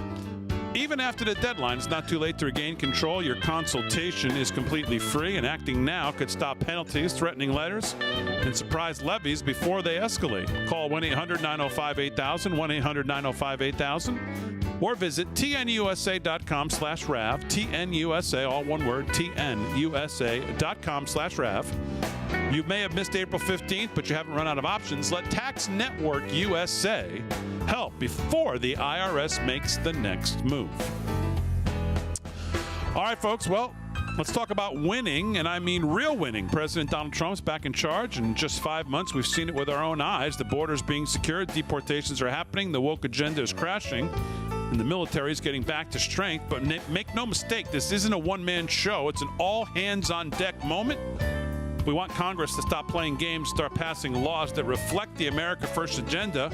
We need to step up. That's why we're proud to stand with AMAC, the Association of Mature American Citizens. It's the Patriots' alternative to AARP. And for just $12 a year, you get a hard-hitting magazine, deep discounts, free resources, and most importantly, a seat at the AMAC table in the fight for faith, family, and freedom. Don't sit on the sidelines. Go right now to amac.us/Studio6B, amac.us/Studio6B, and join the movement today. AMAC is fighting for you, so let's fight with them. Let's get the country back, and let's do it together. Right now, go to amac.us/Studio6B, amac.us/Studio6B. Well, a new administration in Washington, D.C. has brought a lot of positive changes when it comes to fixing our broken healthcare system, but the reality is there's only so much the government can do, and if we really want to make America healthy again, it's going to start at home with each and every one of us, and that's, of course, where the wellness company comes in. Oh, goodbye. Play the blues. You see and hear from TWC doctors all the time on RAV, and you know that their products are the gold standard for keeping you and your family safe and healthy. The Wellness Company gives you the opportunity to make sure you are prepared for whatever happens with their series of prescription medical kits. Kits that contain an assortment of life-saving medications and guidebooks to assist in the proper use of all the medications. Additionally, the wellness company offers a variety of products from parasite cleanses to methylene blue to weight loss and so much more that can help you stay healthy and live a longer and more satisfying life. Make America Healthy Again starts at home. Do your part. Protect the health of you and your family. Go to twc.health/voice, twc.health/voice today and order. That's twc.health/voice, and you can use promo code VOICE at checkout to save an additional 10% off. twc.health/voice. Use promo code VOICE to save an additional 10% off. All right. Thanks, Harry, for the blues. Let's do some, it's 20 minutes past the hour. Let's do some sports. Sports is brought to you by Mike Lindell. Mike Lindell, of course, his trial is going on in Colorado, and we wish him the best in all of that. Jury selection, I believe, is still going on, and we'll be following what happens there. Very important. Mike's been fighting for this now for seemingly a long, long, long time. He's taken a lot of personal hits, a lot of business hits to be able to do this. Yeah. And he's in a big fight right now. So we'll it's a great way to support Mike is to go to MyPillow, shop for Father's Day there, and then check out, use our code LFS6B for great savings. They sponsor sports. Slick has it. Slick, what's going on? Well, Big D, while we're in the country music mode and sound like the blues, we got the Music City Rodeo wrapped up over the weekend in Nashville, Tennessee, the Bridgestone Arena. Here we go, all-around cowboy, the great, and I do main great, maybe one of the greatest of all time. Stetson Wright was the all-around cowboy on saddle bronc riding and bull riding. Bareback went to Sam Peterson, 88 points on Brookman Rodeo's Lunatic Heaven. Picked up 8,200. Nice purse there. Steer wrestling, Rowdy Parrott. I got a few of those in my house. 3.7 seconds. Team roping, Cody Snow and Hunter Koch, 3.8 seconds. Saddle bronc, Sage Newman getting it done, 87 points on Penthouse Pro Rodeo's Bad Habits. Sounds like a good one right there. Tie down roping, we had Tough Cooper, 7.2 seconds. Barrel racing, Mackenzie Mays, 12.94 tenths. I don't care how that course was set up. That's a dang good score. Bull riding, a dang good time, I should say. Bull riding, we got Wasey Shala, 88 points on Corcoran Rodeo's Wasted Nights. Oh boy, sounds familiar. $292,671, Big D. The purse on that rodeo. That's a good one right there. And of course, you know, we got to bring you the constant variety of transgender in sports. We got another one for you right here. Trump vows large-scale fines on California after trans athlete wins girls track and field championships. California AG tells Fox News Digital, we are very concerned with the Trump administration's ongoing threats to California schools. This is Jackson Thompson of Fox News. President Donald Trump vowed to impose large-scale fines on the state of California for allowing a biological male trans athlete to win multiple girls' state titles. A biological male competed in California girls' state finals, winning big, despite the fact that they were warned by me not to do so. As Governor Gavin Newsom, that's what Trump said, fully understands, large-scale fines will be imposed, Trump wrote on Truth Social Media on Tuesday. The Office of California Attorney General Rob Bonta provided a statement to Fox Digital addressing the U.S. Department of Justice, sending a letter warning of a June 9th deadline to amend its policies to bar trans athletes from girls' sports. We are very concerned with the Trump administration's ongoing threats to California schools and remain committed to defending and upholding California laws and all additional laws which ensure the rights of students, including transgender students, to be free from discrimination and harassment. We are reviewing the letter and closely monitoring the Trump administration's actions in this space, the statement read. Trump's post comes days after trans athlete A.B. Hernandez took first place in the state's girls' high jump and triple jump. We talked about that on the show last week, right? And second place in the long jump. Trump sent a warning to California Governor Gavin Newsom and the state last Tuesday, threatening to cut federal funding to the state if a trans athlete competed in the girls' track and field championship.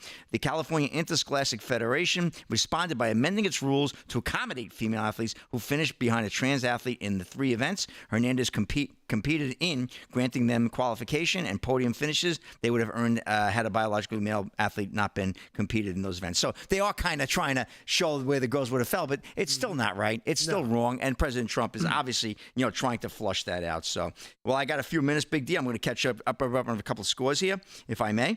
Baseball, Major League. Phillies over the Blue Jays 7-1, top 8, bottom 7. Angels and Red Sox tied at 3. Reds over the Brewers 4-2, bottom 8, looking to close that out in Cincinnati. We'll see if that happens. Diamondbacks and Braves. Right now, Diamondbacks leading that 5-3. Bottom 8, bottom 6. Rays blanking the Rangers. 1-0 there. White Sox 1-0 over the Tigers. Top 6, top 5. We got the Cardinals 7-5 over the Royals. Rockies 3-2 over the Marlins earlier today. That went final. And just went final, the Astros blanked the Pirates 3-0. And Cubbies over the Nationals 8-3 down in D.C. Coming up, Orioles, Mariners, Padres, Giants, Twins, A's, Mets, Dodgers in the nightcap out in L.A. Big D. And, well, that's pretty much a wrap there in sports. Back to you. All right, Slick, very good. Sports brought to you by Mike Lindell. Representative Anna Paulina Luna all day has been complaining about the lack of Congress's ability to even think about any of these DOGE cuts, codifying them into law. And she's been tweeting about it all day. And let's see, this is still from a few hours ago. Update, she says, I received a call, and I'm being told we will start codifying DOGE cuts next week. This is still a lame excuse. This could have started weeks ago. But just so we are clear, if you do not put DOGE or Trump's EO on the floor next week, I will be a no on every single rule, and I'm positive I will not be alone. Of course, what they're putting on the floor for DOGE cuts represents 0.01% of the federal budget. It's a total joke. It's like taking one pail of water off the Titanic and saying, yeah, I think we'll be fine now.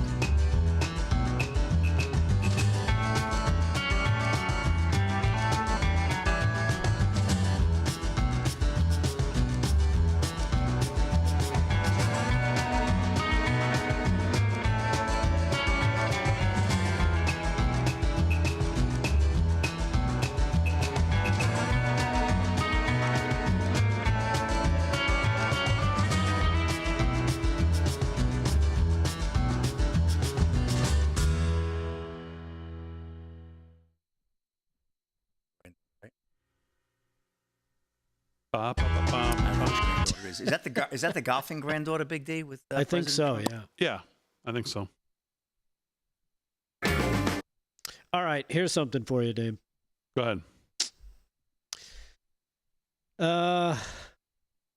Betting odds reveal heavy favorite to be next Knicks coach. Mike Malone. Mike Malone tops the list at 125 plus 125. He's the only named coach that's out there that's coached a pretty decent program. You want to hear the third person on that list? Stephen A. No. Stephen A. isn't even on my list. Hold on, let me think. Phil Jackson's coming out. Kenny Smith. No. Kenny the Shaq. Jet? Kenny No. the Jet? No. Charles. Oh, No. No, they got a nice gig. They wouldn't come back. They got some gig with ABC. Yeah, they don't have to work. They just hang out. Mike Malone, not Stephen A., not the guys from inside the NBA. Who else would the Knicks go for? Beyonce. At plus 400, Johnny Bryant. I don't know if you know who that is. Who? Exactly. I don't know who that is. Never heard of him. But number 3 caught my attention. I was like, oh, okay. Pat Riley. No. No, come on. Larry Bird. Bird would be great. Jay Wright. I love Jay Wright. Hofstra. Throw up the H. Oh, man, you're right. Hofstra. Jay Wright came in to coach the team the year after I left. Jay Wright's not a big coach. Took him to the tournament. Then he went made to it Villanova. a real program. Then went to Villanova, and obviously coached all these guys. 63 years old, Exactly. He's right age. Making more money at CBS than no, he'd probably make more at the Knicks, but Knicks would pay him big. MSG, big money. I like him. Jay. Listen, if they get Jay Wright, then I can't argue with getting rid of. He might right the ship. You can't argue this firing if they get Jay Wright. Right. But I can't think of anyone else they could get that I would say that for. Budenholzer? Hell no, he sucks. Calipari? Without Giannis, he's not. No one even knows who he is. Calipari? He's on the list. He's not leaving Arkansas. He just got there. He's on the list, though. No, he's not leaving. He wouldn't leave. He'll go where the money is. No. Yeah, I think I don't think he leaves there for that. No, he tried. He did the NBA thing, didn't he? Who did he coach? Didn't Calipari do the NBA for a little bit? Did he? Kentucky. Then he went to. No, I don't think so. No, just Kentucky. Detroit? And then Did he Arkansas? coach Detroit for a while? A little bit. Detroit Pistons, maybe. No. Jay Wright would be a very interesting. That would be an interesting pick. That would be a very interesting selection. Very interesting. Yeah, that could have some wheels to it.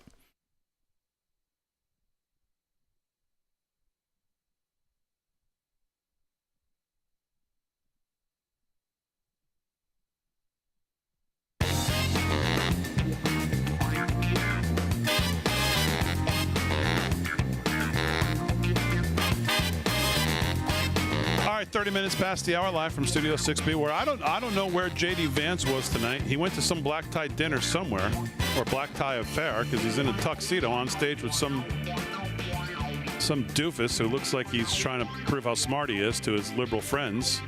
And he must have said something to JD, because JD said, I come here for free and you insult me. You call me an intellectual and remind me that I wrote for National Review. What an a-hole this guy is as he looks at the crowd. Oh, wow. Yeah, so I can't play it because obviously he curses. Good for him, by the way. It sounds like it's well-deserved from this punk sitting in the chair next to him. Nice guy. Who obviously tried to sandbag him from the sounds of it. But, yeah. I don't know who he is. He looks like that doofus that does that late night show from on I don't know where's John, what's his name, do it? John Oliver. That's who he looks like, John Oliver. Oh, it looks like John Oliver. That little schmuck. HBO? Yeah, HBO. Looks like John Oliver, but it's not. But that's what he looks like. So anyways, 31 past the hour, live from Studio 6B. Let's do some, we've been talking about this all night, and there's actually a really good, in the Federalist today, Sean Fleetwood, just to kind of keep on the same idea of what you've been talking about, Delgado, he's got a piece called like what? Democrats are the party of the mentally unstable nutjobs. That's well put. Well put. That sounds like something Kevin Downey Jr. might write. And I know you referenced the Nate Silver deal. Well, this is another one. This is, I don't think it's the same one. Yeah, it's not. It's Tufts and Yale universities. Yes. Is that the same one, Nate Silver? No, Nate Silver did his own thing. They have a separate one, but it's mentioned within the article. Oh, the Tufts and Yale? Yeah. Oh, so it's the same one. Okay, It's not the same one because I didn't jump to that article. So. Yeah, and he mentions Nate Silver's as well. Conservatives report much higher mental health ratings, asking instead about overall mood eliminated the gap between liberals and conservative. They offered multiple explanations for this, saying that rather than a genuine mental health divide, conservatives may inflate their mental health ratings when asked due to stigma surrounding the term. The ideological differences persist for some aspects of mental well-being, but not for others. That's what the authors say. But, that's pretty good article if you want to read it. I think I shared it. Democrats are the party of mentally unstable nut jobs. Oh, because you have to lie to yourself, right? Eventually, basically, they're lying to themselves about what reality really is. And unfortunately for them, you can't escape it. These days, with social media and everything being debunked so quickly and people being called out so quickly, you can get to you can get right down to the facts much quicker than it used to be, where you had to wait for the mainstream media to finally do something on it. CBS News or NBC, doing something on it, or maybe if they don't want to talk about it at all, it just disappears. You'll never see anything about it. But now all this stuff gets kind of gets thrown right in your face. Look, this person actually thinks this is a woman. Or they can't define a woman, or they can't define a man. I saw a video today, which was I had to scroll past. I thought about sending it in and talking about this, but I was so disgusted that they actually did this. And you may have seen you may have seen it yourself, Damon, in just perusing X or something. They did a mastectomy on this poor girl in a wheelchair who was obviously has a mental capacity issue. Can't really speak, but there she is, shirtless, with the scars of a mastectomy, because I guess that they're interpreting what she was doing as saying she wants to be a boy. I don't understand. It's disgusting, and I can't believe that the parents of this person would let this happen. But this is the mental, the mental side of liberalism that is on display. It's horrifying. It's one of Fleetwood's points, and he says when you look at leftists today, and you look at what their obsessions are with basically chemically and surgically castrating minors, which you just referred to, allowing female-identifying men to compete in women's sports. Their addiction is blaming racism on any disparity between white and non-white Americans, the latter of whom they view as oppressed, of course. Their willingness to vilify traditional forms of masculine behavior as toxic, quote-unquote, and then they tout feminist as girl boss attitude, under their social justice warrior lifestyle, the cause takes precedent above all else. And that's exactly right. And then contrast that with conservatives, many of whom prioritize their religion, their family, their communities. Especially for conservative Christians, faith in Christ is a major blessing when confronted with challenging moments and provides a broader perspective on life itself. And despite their insistence to the contrary, leftist dedication to a worldview built on lies is a receipt for personal disaster. And that's just what I said. It's not hard to figure this out. They are a people in desperate need of a spiritual revival, and hopefully one day they receive it. So yeah, if you want to see what I was just talking about, and I found it, and again, it's disturbing. No, I don't want to see it. No, I'm just saying if anybody out there wants to see it, go to thedailymail.com. They have an exclusive, The Truth Behind the Disabled Trans Teens Shock Video showing breast removal scars. This person has cerebral palsy. Michael Leroy, a University of Minnesota student, had a double mastectomy last month and shared the footage. If you want to see what this... I dare you to make out what this person is trying to say in English. It's disturbing, and it shouldn't be allowed. Anyway. All right, what's going on in the news? Probably the biggest story on Harry's phone right now, and a lot of people are talking about this. I've been trying to get to it for a little bit. Man caught scaling the Mar-a-Lago wall and wanted to marry Trump's granddaughter to spread the gospel, they say. Damon. Excuse me? A man detained by the Secret Service earlier today after attempting to jump the wall at President Donald Trump's Mar-a-Lago resort reportedly told law enforcement that he wanted to gain entry to spread the gospel to Trump and marry his teenage daughter, probably the one that we see on that's a very good golfer. That would be Kai. Yeah. Wow. Anthony Thomas Reyes, 23, was arrested by the Palm Beach police early Tuesday after attempting to unlawfully enter the president's Florida resort. According to booking records, the police report detailing the incident reportedly chronicled how Reyes, who had previously been arrested over the New Year's holiday after once again trying to, this is the second time, he's a frequent flyer when it comes to getting arrested. They got to do something with this guy. Enter Mar-a-Lago, told officers he wanted to get into Trump's resort to spread the gospel and, yes, to marry his granddaughter, Kai. Oh. Who's how old? Who's 16 or 17, now going on 18, something like that. She's getting ready to go to college. She's about to be a freshman, I believe, at Florida State. Right. I think it was the University of Miami. I'm sorry. Yes, you're right. Reyes was initially arrested on trespassing charges and subsequently raised his bond, but he got out. And, of course, he was arrested again early this morning by the Palm Beach Police Department. Again, shortly after midnight, the individual scaled the perimeter fence, triggered alarms. The U.S. Secret Service detained him without incident, and Palm Beach police officers responded to the scene and took him into custody. So there you have it. Again, this is not the first time he's tried to break in, and you can guarantee it probably won't be the last. Check up from the neck up on aisle 5, please. Check up from the neck up on aisle 5. Yeah, exactly. So, hey, did you see Peter Doocy today? Do you have that clip? Yes. About the Washington Post? That was my next story. Okay, let's do it. Yeah, well, Caroline Leavitt calls out the Washington Post by name over their headline, mysterious decrease in fentanyl at the border. Is that the one you're talking about? Mysterious, huh? You know what? There was a different one. You're right. I did see Doocy bring this up. But I saw this one, and she had plenty to say about it. I'm talking about White House Press Secretary Caroline Leavitt, and she called out the Washington Post, according to their headline, because of there's the way they worded it. And again, we talk about this all the time. The left does this all the time. They word things a certain way. They try to light the fire, so to speak. The Post published this headline, "The Mysterious Drop in Fentanyl Seizure on the U.S.-Mexico Border," and they leave it at that, making it seem like, there's something nefarious going on. Of course, Caroline Leavitt had more details to add to this headline. Here it is, cut number 3. Watch this for yourself. Here's Press Secretary Caroline Leavitt, cut 3. The Washington Post just ran one of the most ridiculous headlines ever, even by their standards. And on my very first briefing several months ago, I said I would hold anyone accountable in this room. The Washington Post actually had this headline, "The Mysterious Drop in Fentanyl Seizures on the U.S.-Mexico Border." How is this mysterious? There is no mystery about why there is a decrease in fentanyl coming into the United States.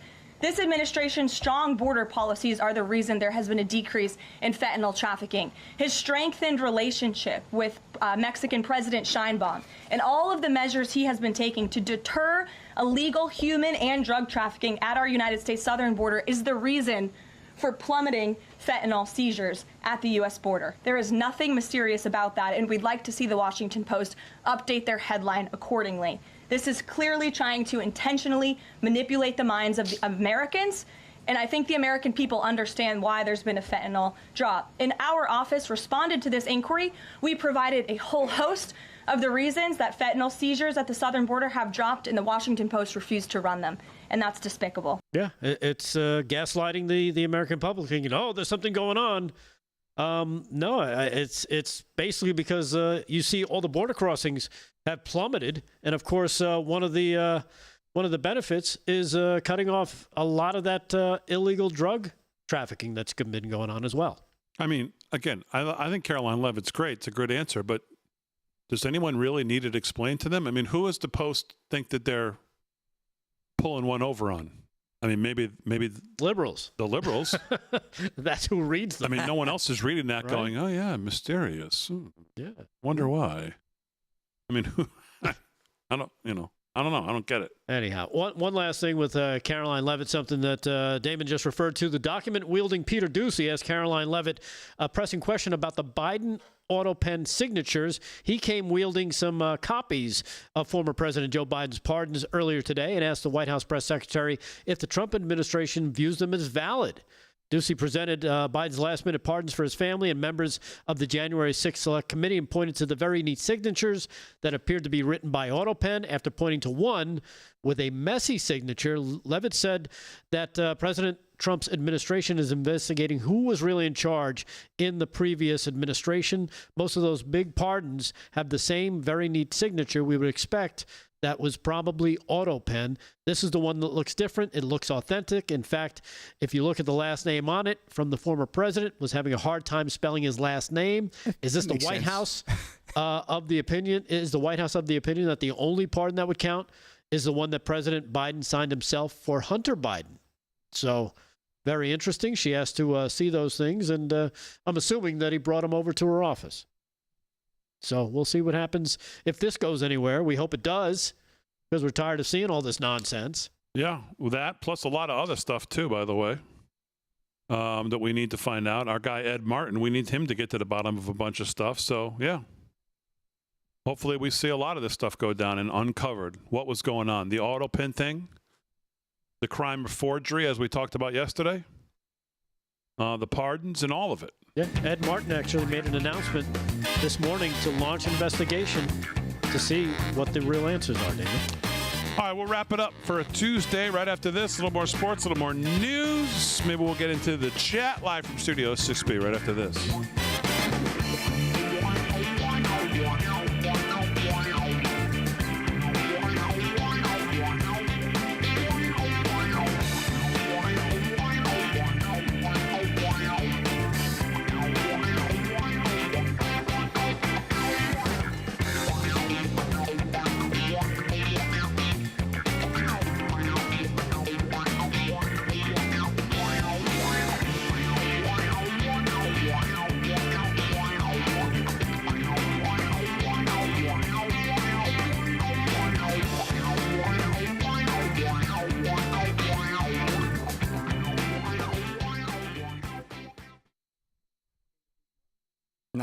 No, there was a note with the other guy, the Bucky's guy. The mugs are from Sherry Merrill, I believe her name is, on the box. Sherry Merrill? I think really? so, yes.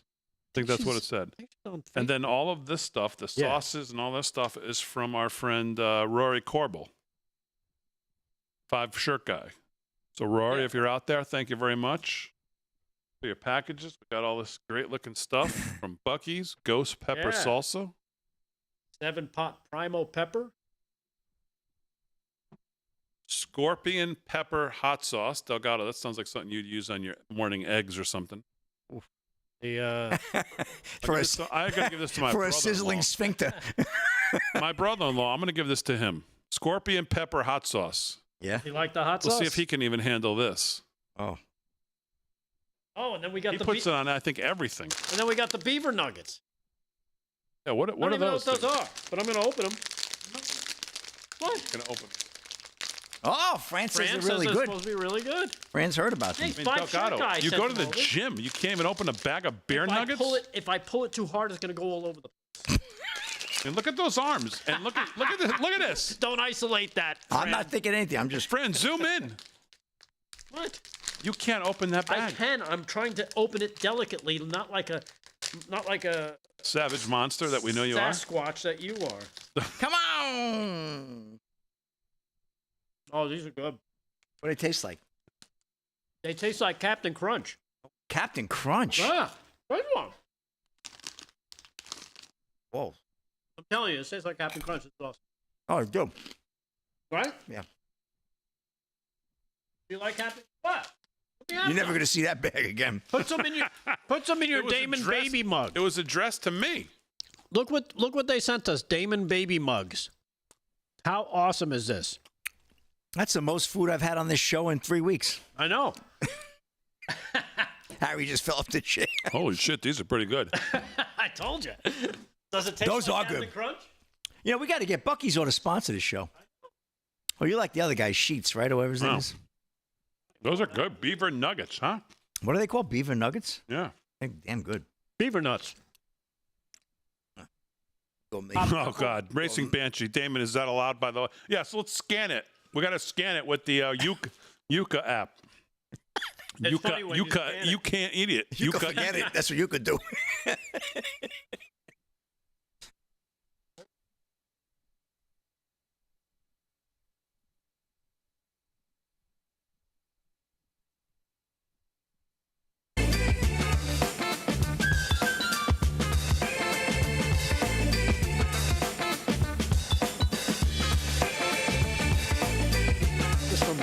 All right, Harry. 13 past the hour. 13 till the hour. Got Last it. segment of the show. Harry's spinning new tunes. Is this from Harry's Haven't heard 70s this one in porno a while. stash collection? This is your 70s collection. You want the It does. bubble machine going, Harry? All white suit? Hey, Waiting for Linda Lovelace to walk in. Exactly. Come on, it's a family show here. Let's go. No, Harry, come on here. 13 till the hour, live from Studio 6B. Harry Reams. So I was thinking him too. in the break, Delgado just opened. Let me have this. Delgado just opened the. I'll give them to you. No, in I a didn't second. say eat more. Cautiously, he opened it. Yeah, I'll give you them in a second. Delgado opened. Yeah, like Geraldo opened up what's his name's tomb there years ago. The beaver nuggets that we got sent from our friend Rory. Thank you, Rory. We got this nice Ah, letter Rory. from him. First of all, that's a good looking picture wearing our Yeah, shirt. it's a nice shirt right He there. says to my weekend friends at LFS, weeknight friends at Weeknight. LFS6B, Damon Slick, Rick, Aaron, Fran, KDJ, Paul, Vinny, and of course, Harry on the highway. Oh, Harry. You always bring it in hot every night, 7 p.m. Texas time. I thought you might want some goodies from Buc-ee's that I really like. Ah, He got some Buc-ee's. hot sauce, but he got these Oh, man. beaver nuggets. Love And of me course, some someone in beaver the nuggets. chat immediately said, Damon, if your wife is watching, you better scan those with the Yuka app, which I will not do. Because you're going to tell Yuka, forget it. That's what's going to happen with the Yuka app. That's exactly right. But let me just make a quick glance here. Oh, boy. Cholesterol, Oh, yeah. Go ahead. Tell us how good it is. sodium. Yeah, it's got all the good stuff in They it. dispense that at the gym, right? First ingredient is brown sugar, I love Nothing brown wrong with That's sugar. natural. Yeah, that's brown sugar. caramel, I love caramel. Caramel's corn natural. syrup. That's not natural. Oh, it's We're heading corn syrup. downhill. We're heading downhill quick. Yeah, RFK wouldn't approve of that bag. That's for sure. No, I hope RFK's not That's for watching sure. the show tonight. Of course not. But they are. I had a couple here. They're pretty good. Oh, those are real good. Tastes like Captain Crunch, right? So Yeah, yeah, exactly. Make America's Buc-ee's again. yeah. Yeah, Good stuff. exactly. I So- love it. All right, let's do a little more sports news before we wrap it up. And while they're doing that, I'll eat the beaver nuggets. Here we go. Slick, let's do some sports. Sports is brought to you by Mike Lindell. LFS6B is the promo code to use. What's going on? I got a good story I want to get to. I got a clip I'm going to run with this as well. Cole Young called up to the Mariners, gets walk-off RBI in Major League debut. This is KDKA Mike Darney of CBS News. Former WPIAL star baseball player Cole Young has made it to the big leagues and had a shining moment in his Major League debut over the weekend. Cole Young, a former standout at North Allegheny High School, was called up to Major League Baseball by the Seattle Mariners, who drafted Young with the 21st overall pick in the 2022 draft. Ranked as the number 43 prospect in all of Major League Baseball, Young was batting .277 with 57 hits and 5 home runs in 206 at-bats for the Tacoma Rainiers. Young, a second baseman and shortstop, was called up to the big leagues, and the moment of his being told about the promotion was captured by the Mariners social media team. It was an unbelievable emotional call with his mom. But we have that clip there. If we could show that, Fran. That's cut 10. Damon, I meant to tell you this earlier, but I'm really proud of what you've done, how far you've come. Just take that to Seattle tomorrow, okay? Where? Seattle. When? Tomorrow. So you're done. You're not playing anymore this game. You're going to go play for Seattle. Got a promotion. All right? Congratulations. Hey. Thank you. Yeah, good for him. Game-winning hit. They pulled him off the field during the game. And he had the game-winning hit. And got his promotion to the big league. It's good for him. That's good. Kids work so hard to try to get to these spots, to get to the big leagues. And then, as Rick was saying, in his first at-bat, 11th inning. 11th inning. Drives in the winning run. Walk-off. First at-bat. Unbelievable. So... Good for him. That's good a great for Seattle. story. They need some good news in Seattle, right? They certainly could use some. Good young man. Nice. We have all these stories about bad things and these guys getting involved. David Lucerno should be happy. He wanted to end the show on a good note, so maybe that was maybe he'll like that story. So any other good uplifting stories before we get back to the news? Well, anyway, Panthers and Oilers, Pacers and Thunder, NHL and NBA Finals, respectively. Big D. Should be a lot of fun. Starts tomorrow night on the ice, Thursday night on the hardwood, and I'll probably have a full report when I get back to the studio on Wednesday night there. Boy, Slick, we got to do it 5 nights without you. What are we going to do? Yeah, I got to go do my thing, man. My 5 nights you have to go do it? Monday night, I might have a opening in the schedule. Maybe I'll try to zoom in here. Oh, he's going to have an opening in his schedule. Well, no, he might fit us in, Damon. Yeah. Well, no, I don't mean it like that. You know what I mean. I'm going to try to give you a call from Minnesota. Okay. We'll see how it looks. We'll give it a shot. I can't promise, but I'm going to try. Is there like a highlight of the week? Like, is there like one event that builds towards the? Well, we got a big party in downtown First Avenue where Purple Rain was filmed. One of the best DJs the best DJ. I mean, it's not the world. greatest area you're going to. No, I know. My wife said, "Be careful, Slick." I will be. Now, when you say we, does this mean you're in charge of everything? No, of course not. No, I go along for the ride. It's nice. I got a big event I'm very much involved with on that Thursday night at the airport over here, but that's a different story. That I'm in charge of, but this is going to be... Is that a Prince thing? Nope, this is a separate thing. It's a music thing. But I wonder if Fran and Harry, if Fran could stay on the big board and Harry could stay on the music, maybe Aaron could do sports. Oh. Yeah. Maybe she could do sports from the big board because Fran probably thinks that idea stinks. Of course, Harry's complaining. He thinks that idea stinks. Harry may not be here. Yeah. That's fine. All right, let's do some news before we wrap it up. And news is brought to you by our friends at EternalLifeCoin.com. Delgado's got it. What else is going on, Delgado? All right. Well, I don't know if you saw this. I just saw this as well. Since you were talking about your favorite senator, Lindsey Graham, at the beginning of the show. Yeah. Turns out he's not the only deep stater that was over in Ukraine. Yeah, we saw Mike Pompeo was there too. Former CIA chief Mike Pompeo speaks at the Odessa conference one day before Ukrainian surprise attack on Russian bombers and demands that Crimea be designated Ukraine territory and calls for complete victory over Russia. What a strange timed event for the former CIA and Secretary of State Mike Pompeo to be a keynote speaker at just before this happened, as President Trump continues to push for peace in Ukraine. The former CIA director Pompeo flew to Ukraine to push complete victory over Russia. That doesn't sound like peace to me. The former director delivered a 10-minute speech before he sat down and answered questions for another 19 minutes. So that's a strange little twist in that story, because the next day you saw the big attack on the bombers. The next day, basically, from this this drone setup that the quote-unquote Ukrainians put together. And just like that, Ron Rowe is out of the Secret Service, Damon. Remember that story last week where those 2 female agents got into a fist fight? Yeah, I'm going to beat her ass. Yep. Yeah. Well, it turns out Ron Rowe, who was serving as the acting Secret Service director after Kim Cheadle resigned, is also now not on the payroll. He is finally resigned from the agency. So I guess getting caught in a blatant lie after President Trump was shot in the ear in Butler when he said that all assets were approved for the Trump-Butler rally when we found out they weren't, has really put a crimp in his entire Secret Service career. But he is out, finally out, and this will mark the end, according to Susan Crabtree, mark the end of DEI priorities, hopefully at the Secret Service. So hopefully things will end up going the right way now that things are in better hands. Sean Curran, of course, is now leading the agency. I want to remind everybody we'll be live at the America First Warehouse on Friday night. And, of course, I believe this week you can get in absolutely free. Tickets are free to come see the show Friday night at the America First Warehouse. Nice. Slick, of course, will not be there. That may keep some people away because I think a lot of people come to see Slick in person. Slick will be in Minnesota. But we'll all be there on Friday night. KDJ will be there doing his thing. So Friday night at the America First Warehouse, be there. Harry on the highway will be there. Harry, thanks for spinning the tunes tonight. As always, we salute our military, active and active, police, firefighters, first responders, EMTs. Everybody on the front lines protecting us. Thanks, boys. Fran, great job. Slicking over there for Aaron. Aaron will be back tomorrow. Fran will be back on the music board. Harry will be, I don't know, doing something. Slick's on his way to Minnesota. Slick, have a great week. Big deal. I'll be on the way to Minnesota. The rest of us, we'll see you tomorrow night. Live from Studio 6B. We'll see you then.